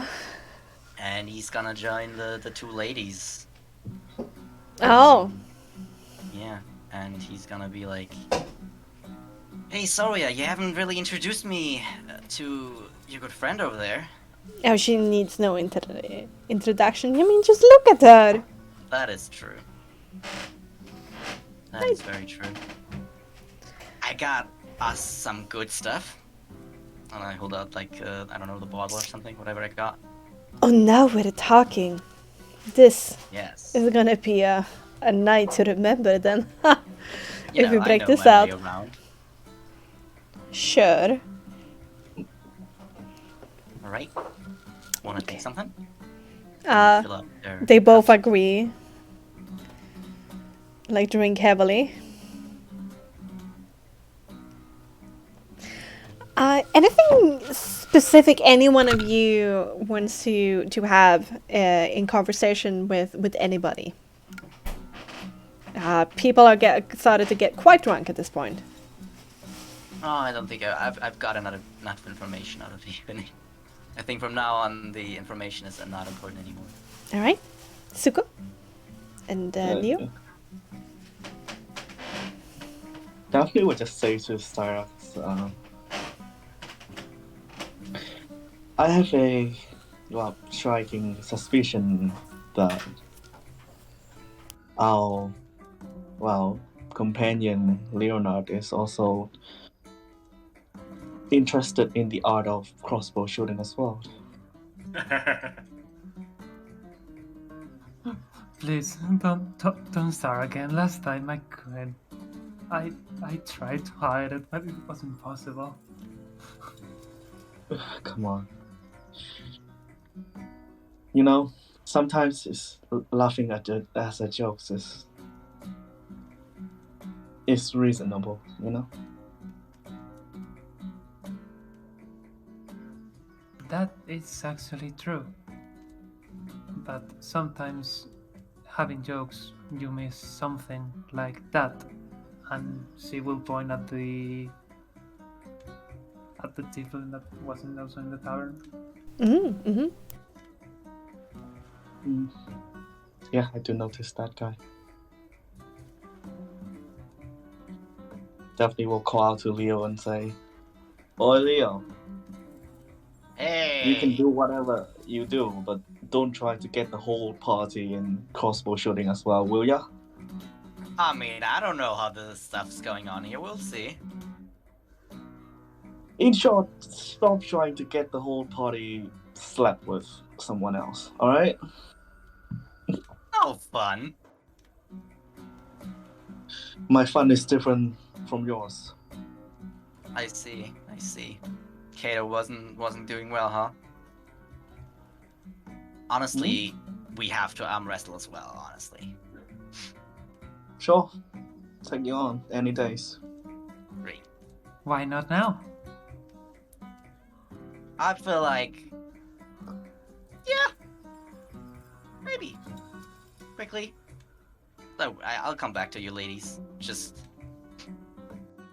Oh. Gotta, try something real quick.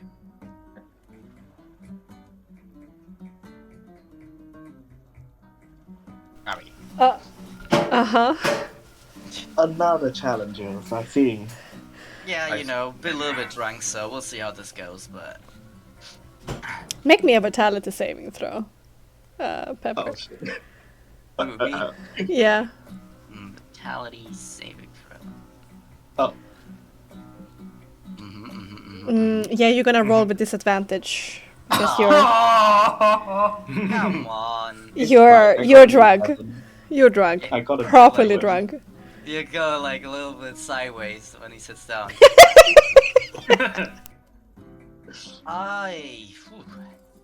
Hey, Jesus Leo. Christ, going away from the fire was not a good idea. Oh boy. Leo, my eyes is up here. Oh, hey. I mean, sorry. There's a lot to see from you, you're tall. I think. Yeah, let's go.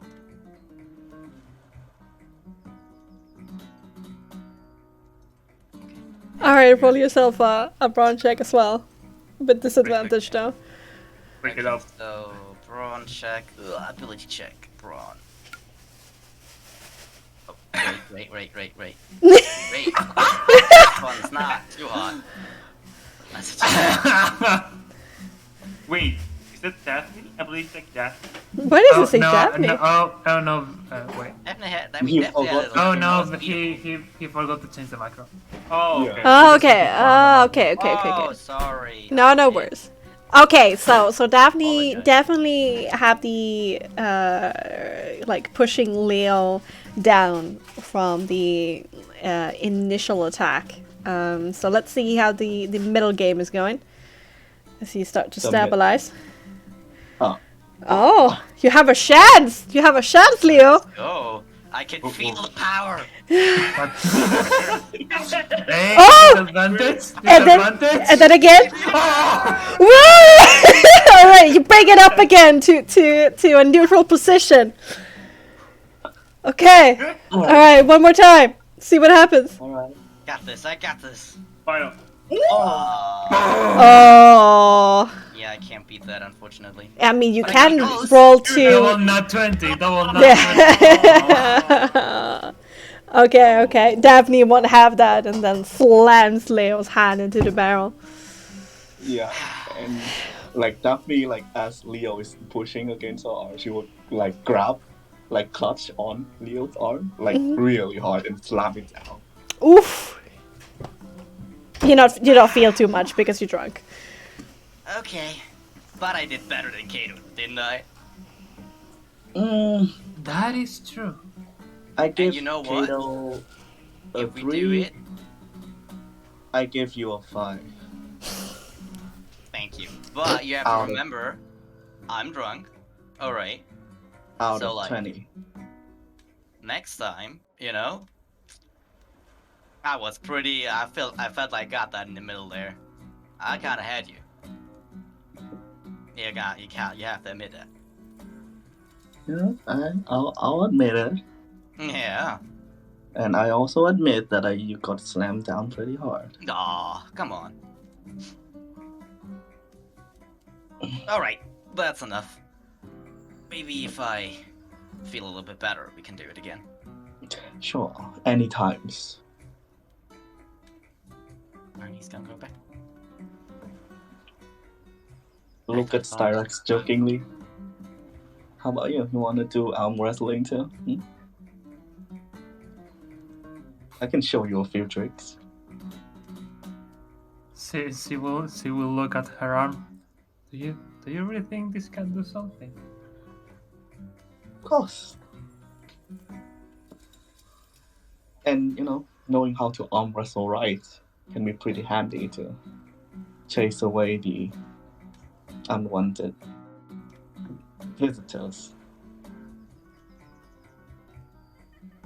Quite handy, huh? I guess. Quite handy. I guess there's again no choice. Let's try. Wait, are you serious? Yeah. Alright. Ooh, pick it Oh! up, pick it up. Let's do it! Oh. Okay, Ooh. so you take the grip over the barrel. Somebody counts down for you. And what is the initial attack? Let's see. Woo! Ooh, No, no. ooh. Okay, you're immediately on the back burner, feeling the power of Daphne. Styrax. It's quite a lot of power. Okay, but you still can bring it back in the middle game. Let's see what happens. Hey! Oh, Styrax is able to stabilize a little bit. Yeah, Daphne they're is getting probably, a little bit going tired. Soft on her. Oh. Definitely going soft on her. Oh god. But what? Okay, for the final one, and Styrax.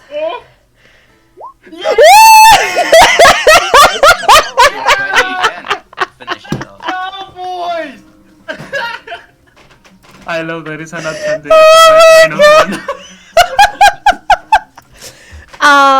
With surprising strength, Styrax catches you off guard, Daphne, and wins.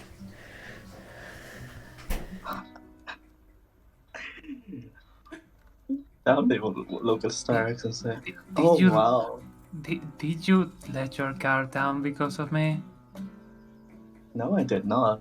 I mean, I admit I did go a bit easy on you, but look at you. Hiding your fangs, huh? But a loss is a loss, I admit it. And you can also admit proudly that you're better than Leo. Oh, Front. well, it's not that difficult. And looks at him drunkly dancing. Alright, that's on me. I set the bar too low. Okay, you're gonna kill him with fire damage, guys. Oi, oi, oi. You know, it's just Styrax and Leo. Daphne Way casually too roll. ignorant to Leo. realize that. Alright.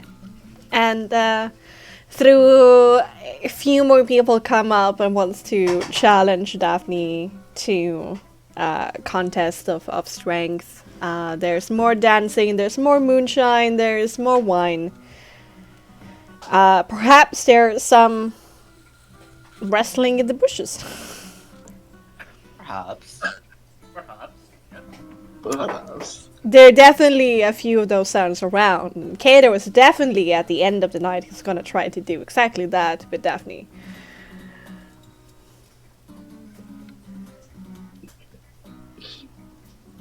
Well, like I said, Leo will Daphne, try his luck Uh-huh. for sure. And these two ladies with him right now. Yeah. No, for sure. The society are very open and adventurous, so this is like Great. a Tuesday for them. Perfect. That's just how he likes it. Yeah, that was too Okay. weird. I'm sorry. That No, was too no. weird. okay, That was too weird. Daphne, That was Daphne. Leo talking. Okay, no, I get it. Daphne rejected Kato again. Alright. Okay. It's a little bit silent, but it's still gonna continue trying. Alright. And but one by one, you do find some semblance of sleep. Be it in a bush or in a tent or a wagon, you are able to find a place where you can rest easy. And for several hours, your sleep is undisturbed. You don't need to worry about having watches. The Bastani seems to be taking care of that, or not really even caring about it. But just in that morning hour where you feel like it's a sin to wake up anybody, you're all rustled awake by the concerned face of Fleur, whatever she might find you, and she would quite sternly, she would quite sternly herd you towards the center of the circle camp. So you all meet up in the very early hours of the morning. How bad am I feeling? Um, That was a strong drink. Very groggy. You're feeling very groggy. That's for sure. You're still a little bit drunk though. You haven't entered into the hangover stage. Perfect. Oh my god, this is the time where you gotta start drinking it. But you really want to go back to sleep. That's for sure. And when she has gathered you all in the by the central bonfire once more, she says, Madame Eva wants to see you now. I know it's a little bit sudden, but that's what she wants. Right, yeah. Sure. Let's go then. Just so you know, Leo, last night Styrax beat you in an arm wrestling match. Oh, really? That's great. Honestly, I feel like you gotta be a little bit more open about stuff, Styrax. I mean, it seems like some kind of fun stuff we can do. Wanna wrestle again, maybe?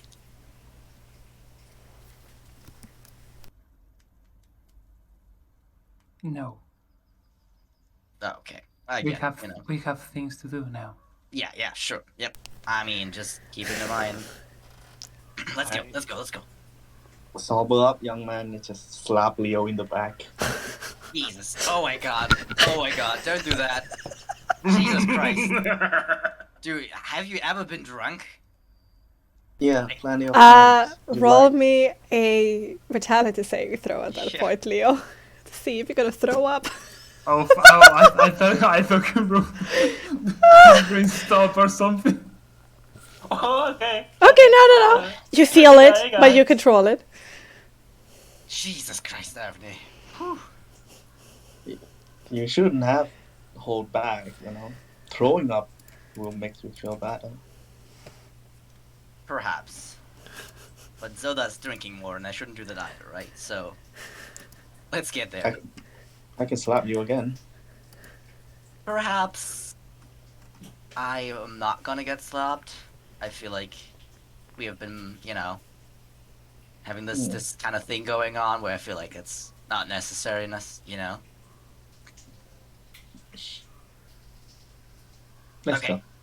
We shouldn't let already. Alright. And Floor leads you towards the tent and kind of push open the cloth. And she will not follow you in. She's just showing you the way. And this is what you see as you step in. See if it works. Holy mama. It moves! Dramatic. Oh, Jesus Christ, this is amazing. holy! Oh my god! It moves! Look at this production quality. The production quality is on the roof! Oh god! Oh god! Are we gonna watch a movie? Oh, And the rest of the campaign will be a movie Cutscene. now. It's gonna be a cutscene. It's gonna be are a we gonna huge have cut. a tarot card reading? Oh my god! Is that it? Alright. Okay. is gonna replay. We're gonna move over here. Oh. Very happy. What? Pondering over the orb. God. Shut up. All right, move your tokens in so you can like move around a little bit in the space.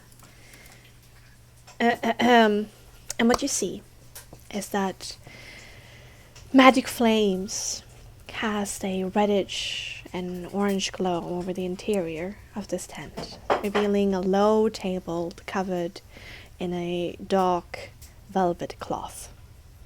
Glints of light seems to flash from a crystal ball on the table as a hunched, old, red tiefling leans heavily on the table.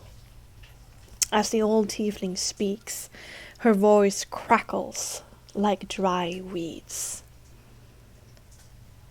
At last, I am ready.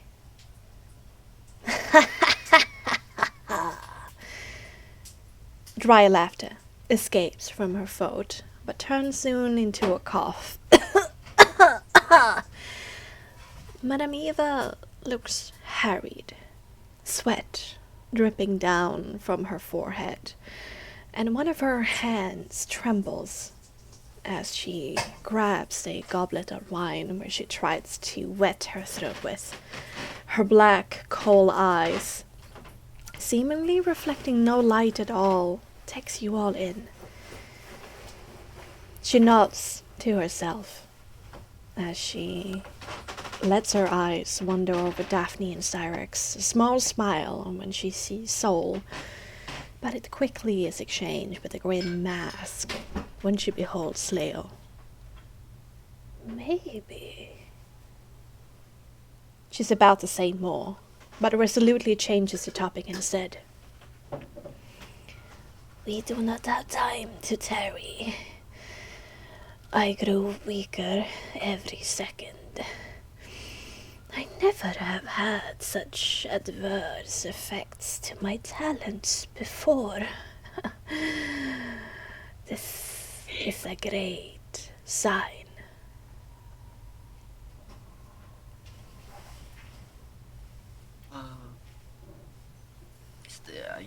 You look very. I'm sorry, we had to intrude in when you're feeling not well, madam. We were just coming by because we were told you have great wisdom.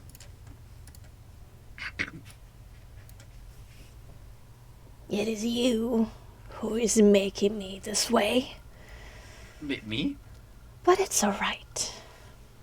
It means that perhaps the time is finally here. And I want you here. It means, my children, that destiny might be on our side finally. So, let's get to it. First, your questions for me, and then we shall do the reading. But hurry. I mean, there's this. What am I doing? How can I change what I'm doing? What? Can you explain, perhaps? Explain what? There is a lot to say in too little time. I mean, well, I guess. What is my role? The cards will say. No questions. Jesus, I'm way too. Does Leo Wait, has wait. any connections with the Countess? What did you say, Suko? Does Leo has any connection with the Countess? He might have. But the cards will tell us if that's true or not.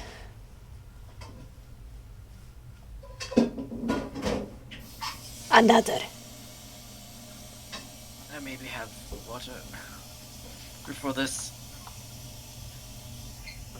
She quickly nods towards the corner of the room where indeed there's some water. Thank you. Quickly, children. Yes, yes. What do you need to know?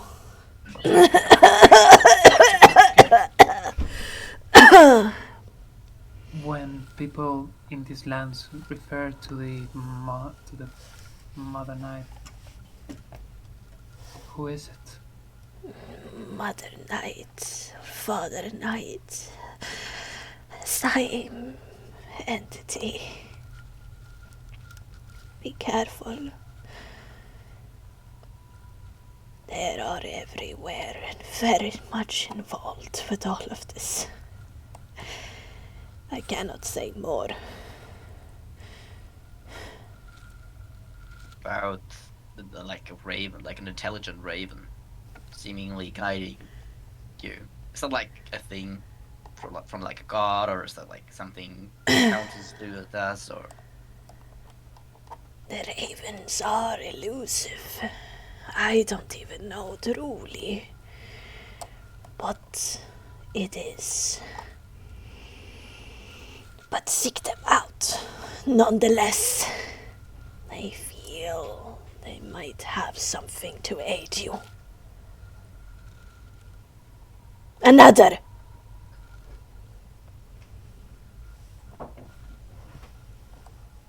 What does the Countess want from us?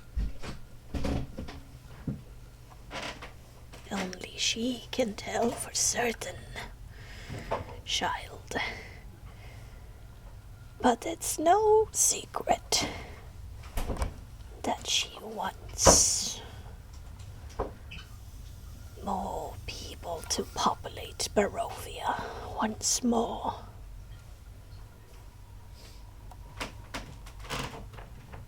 What did the Barovian do to her?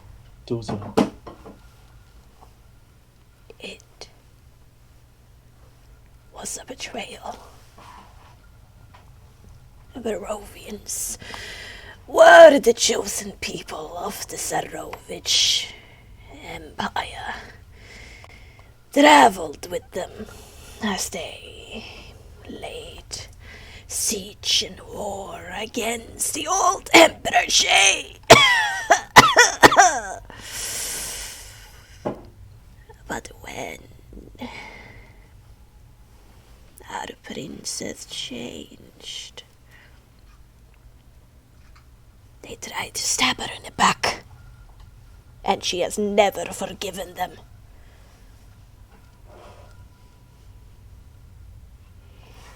Is this place dying?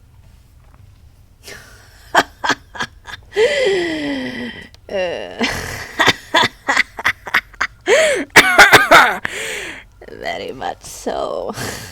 I'm surprised that it lasted for such a long time. But the Vistani has helped with that. Now, that's enough. We don't have more time. Your presence in my tent, children, is not a mere coincidence. You who carry the winds of destiny. I will try my best to aid you on this path, and I will hold a personal reading for each of you before I risk my health further with what truly matters, the tool to end this bloody curse once and for all.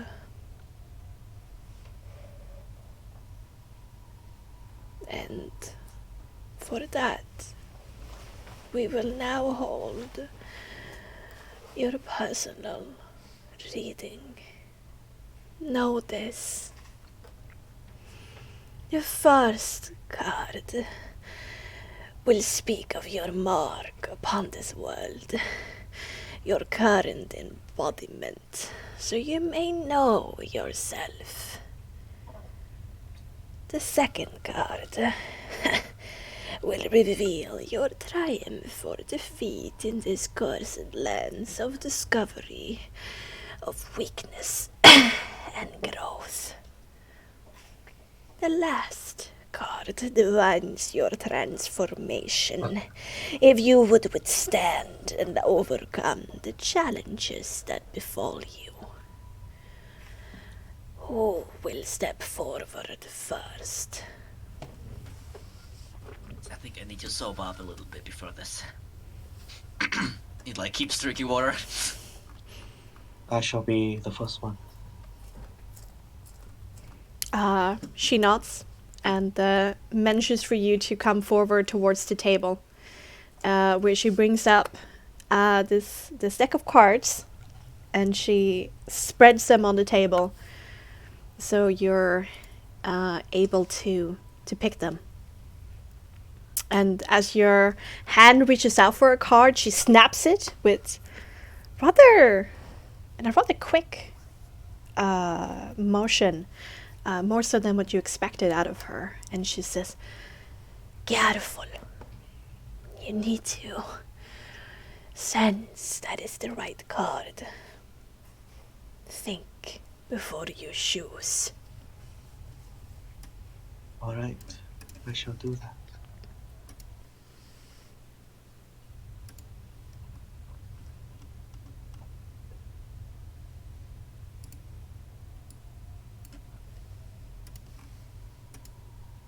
All right. And bring up the things. All right. So, do you draw your first card, Daphne? Yeah, I do.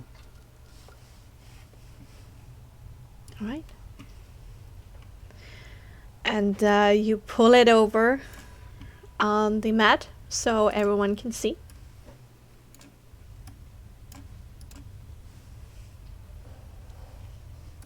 I see. The anarchist. Far you have traveled, fallen one. You chose chaos over following mindless orders. Your principles uncorrupted, but it cost you dearly, did it? Now you are defined by this one act of defiance. Now, pick your second card. Daphne will pull out the daggers that he received from a mentor and just clutch it in her hands. Mm-hmm. Close the eyes for quick seconds and draw another card. Okay. She nods in favor of what you're doing, and you pull up a second card.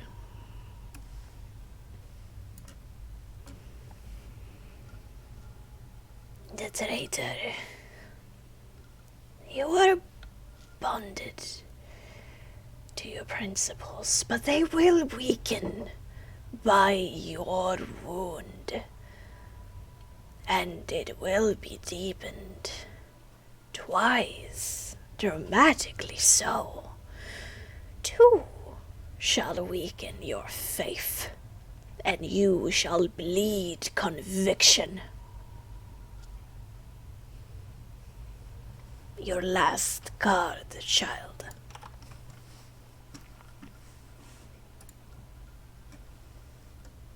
This time Daphne closed her eyes even longer, saying mentally to herself, "Please, mentor, Sarius, guide me," and pulled her third card. Mm-hmm.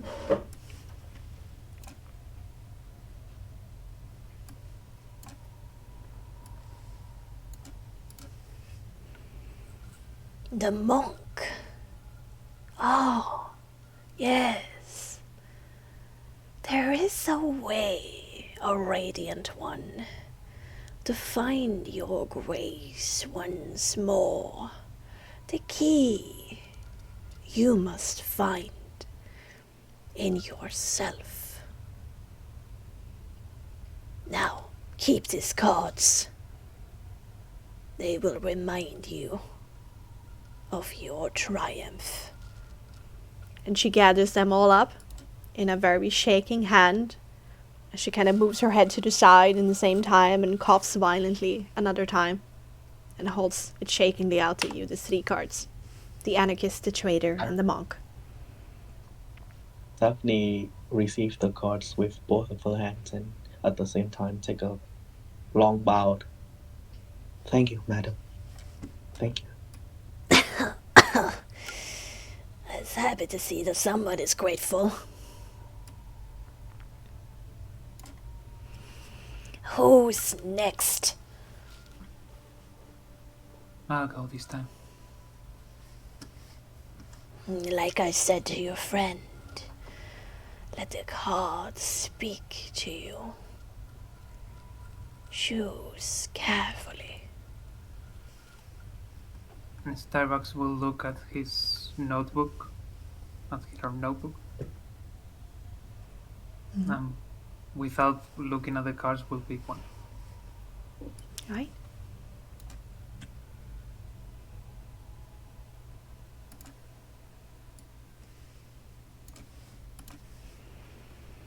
The Invoker. Oh no. My condolences, child. I see a great, violent power within you, evoked by someone else's abandoned machinations. You have gained control since then. Certainly a feat of brilliance, but it's not enough. Next guard.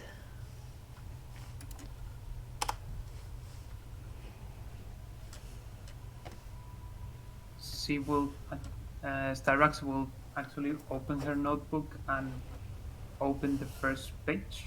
Mm-hmm. And will read a passage for herself and will pick another card. Mm-hmm.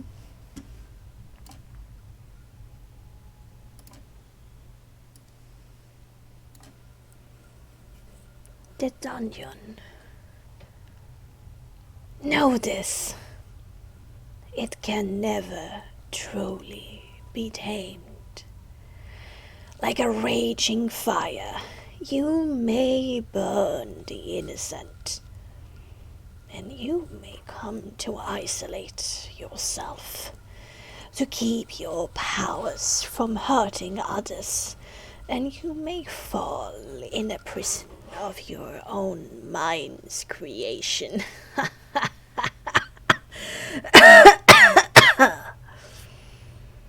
Last card.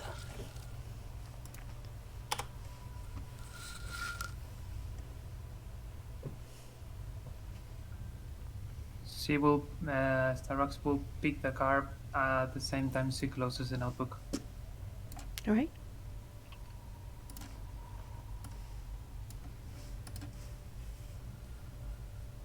The Avenger. Clearly, your wildfire is needed, my little candle. Set it ablaze on those who rightfully deserve it, until you fizzle out. That's your triumph. Now take these cards, so they may remind you. And she hands them over to you in a similar way. She will take them and will bow. Thank you.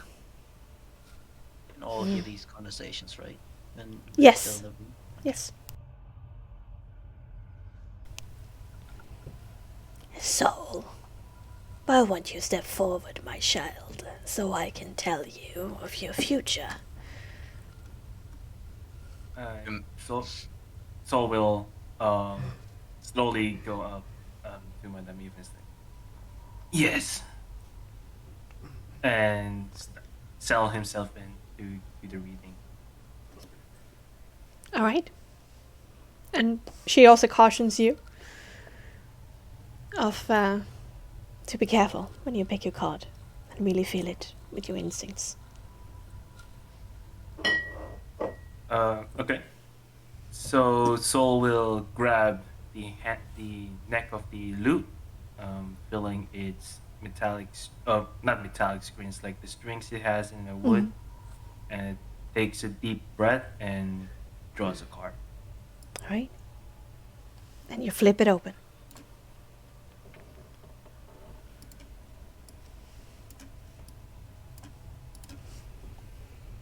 The illusionist.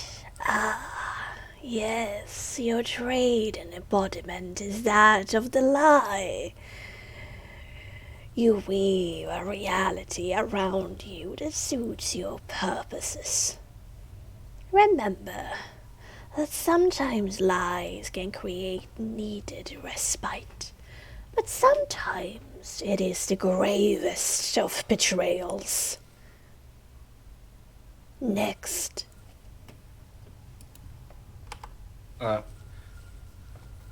Soul will slowly grasp around his neck, feeling the soul mark that is, or imagining filling up the texture of the soul mark embedded on him, and takes another deep breath and draws another card.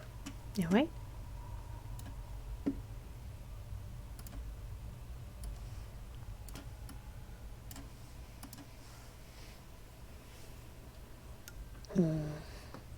I figured.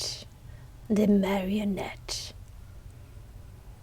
There are hidden threads connecting to your limbs, my child, as they connect with all of your kin. If you dance to the tune, it's your choice, my dear. Hidden opportunities may lie there, but don't get lost in the music. It will keep you for eternity.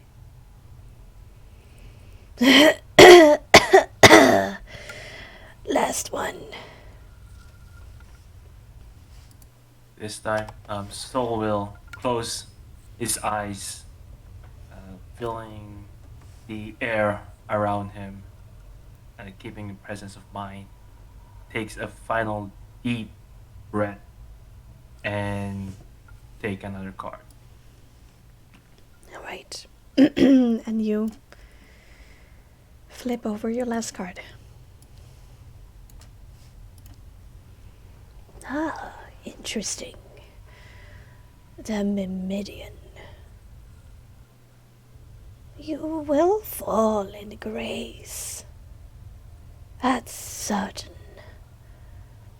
But in your darkest moments, if you search hard enough, the smallest ray of light will be to you like the sun.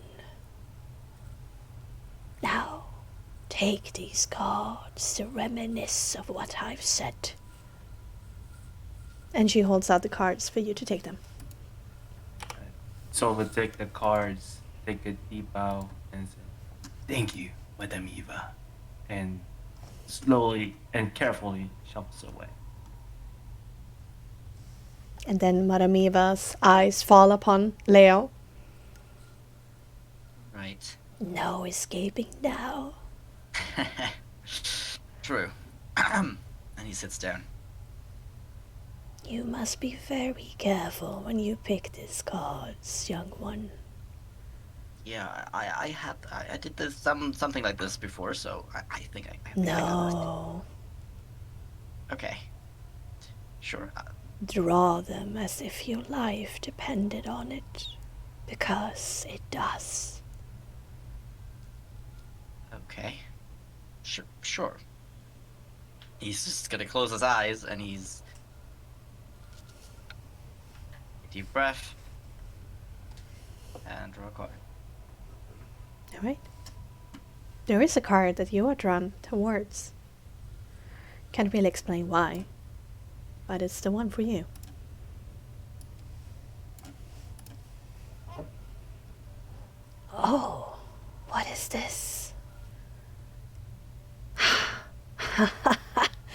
It is true then. How poetic.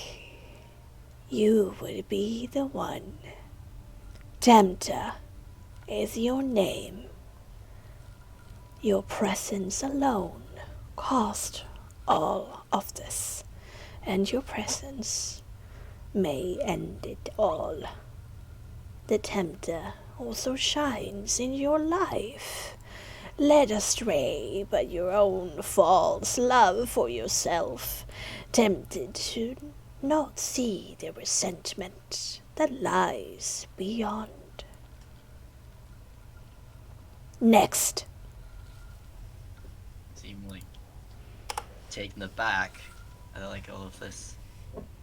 So unsure.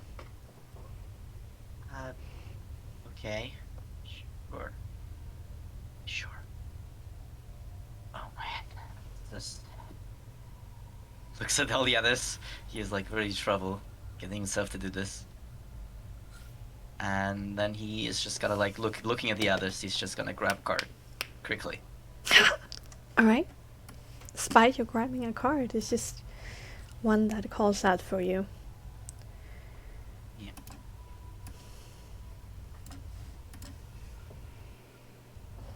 The broken one.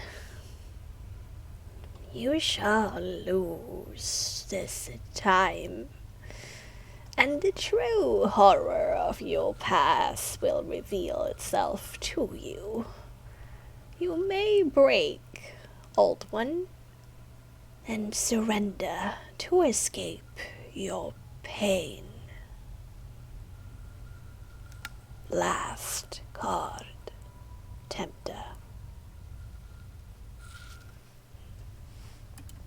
Okay. Then nervously playing with something under his wrist or his clothes.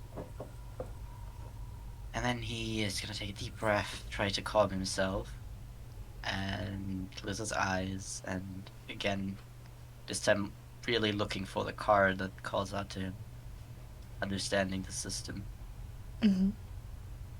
And once again, there's one you just cannot resist flipping over.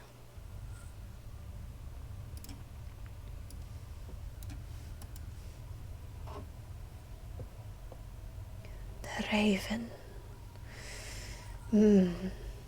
This is good. Your truth is a weapon. Wield it correctly, and you may free yourself from your own personal curse. Now, take these cards, so they may forever remind you of the wisdom said here tonight. I'm cursed. Apologize. Thank you very much for the reading. And he quickly take the cards and stands up. When you step away, she leans back in the chair, tired. There's more sweat coming down her face, and she's starting to hyperventilate a little bit. Breathing, every breath that she takes is ragged and rapid. Now that you all know your personal path, you must know, pay extra heed to me. Know that there is an ancient curse corrupting these lands, centered on the one you call the Countess. There's only one way to end it. You must end her. And I say this with all the might of my prophetic abilities. No matter how powerful you grow, she will always stand victorious, as she has always done. If not,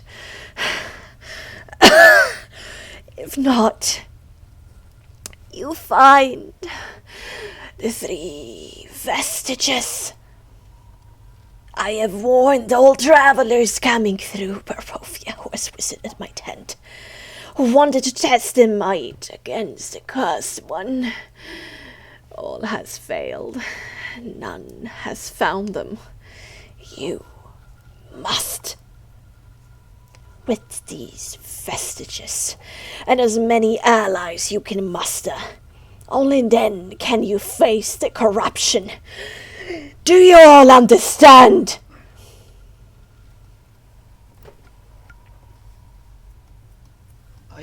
So, we should not go to the Countess? Do you all understand? Yes. Yes. Yes. Yes. Yes. Okay, good.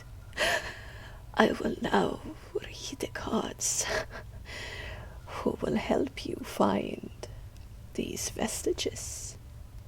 An ally who will be of great aid to you.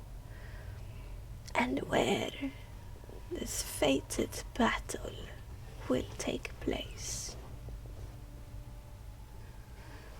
And she steels herself, shuffling the cards in front of her. Another 2 shaking hands, moving over the cards back and forth as she closes her eyes, continually having this ragged breath. The first vestige is, and she flips open a card. The hooded one. I sense that this card tells of history, knowledge of the ancient will help you better understand your enemy. I see the treasure underneath the altar of Father Knight. Now, take it, take it, take it! She holds out the card. Close by is gonna take the card. And then she closes her eyes once more, moves over the cards. This card tells of a powerful force for good and protection. A symbol of great hope. And she flips over a card in a rather rapid manner. The rogue shows me a nest of ravens. There you will find your prize. Now, take the card.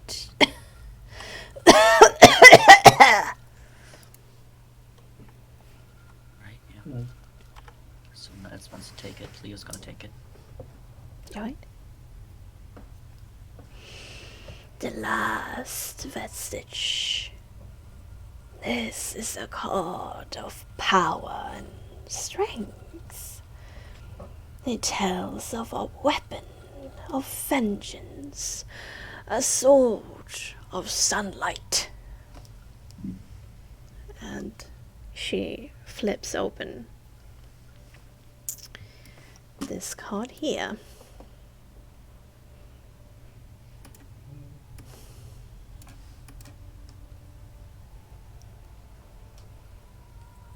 The paladin tells me that the treasure lies in a dragon's house, in hands once cleaned and now corrupted. Take this card as well. Will grab it. Styrox will actually grab the card Alright. as soon as he heard dragon. Oh. this point, Madame Eva is leaning heavily over the table, one hand trying to do what two did. Having another coughing fit. This one is even wetter and drier sometimes, somehow in the same time. And she finally looks back to you, her whole body shuddering. The next card. This card will shed light on the one who will help you greatly in the battle against the curse.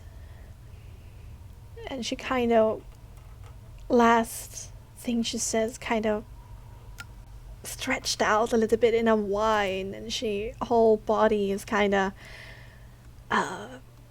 breaking apart in shudders and breaths. She has a hard time focusing. Her breathing becomes so erratic that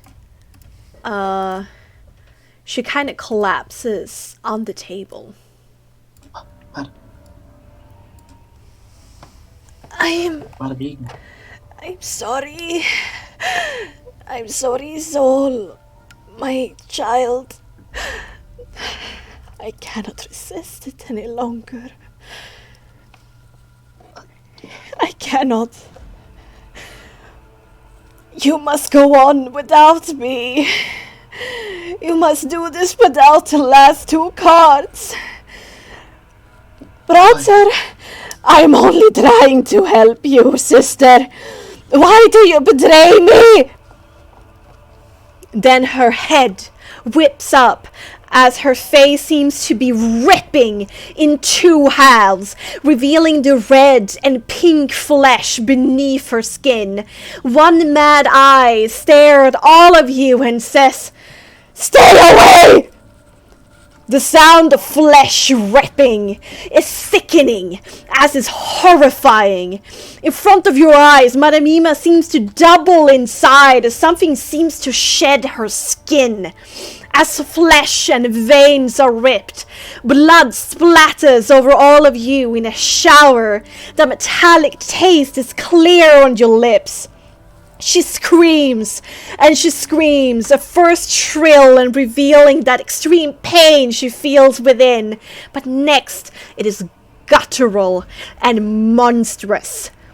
The tent suddenly becomes very small, as is not only occupied by you, but also by a large, grey-skinned creature with several limbs and two wings, thrashing about in sheer panic. And in this frenzy, twisting all around, claws slashing and searching in all directions, the tent's cloth gets stuck and pulled by this creature, twisting it all around you, and you all tumble in it. Shock and dread is only in your mind, as you hardly know what's going on, as your world is a confusing mess, full of pain, and the tent cloth and furnishings that crash into you. You can feel it before you see it. Creature finally rips itself free of the tent, leaving you behind, tumbled underneath tent supports and this cloth. As you all struggle free and look around and wondering what the fuck has just happened. You look around for whatever creature that was. And then you look eventually up. And you can only see a great brown and grey bewinged beast fly into the mist, only leaving behind a shrill shriek as a goodbye. And with that, we're going to end tonight's episode. A Curse of Other Torment.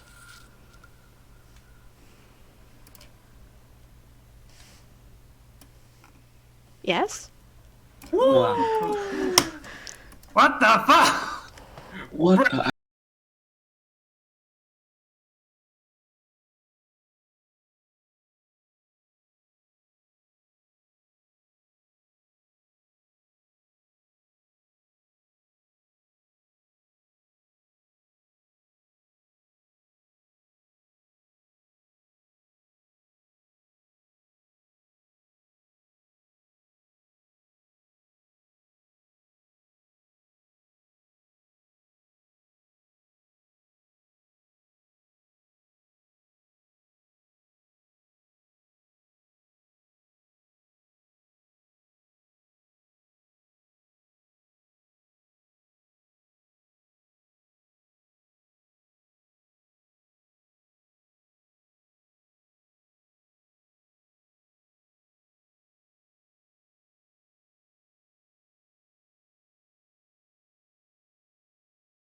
Actual fuck.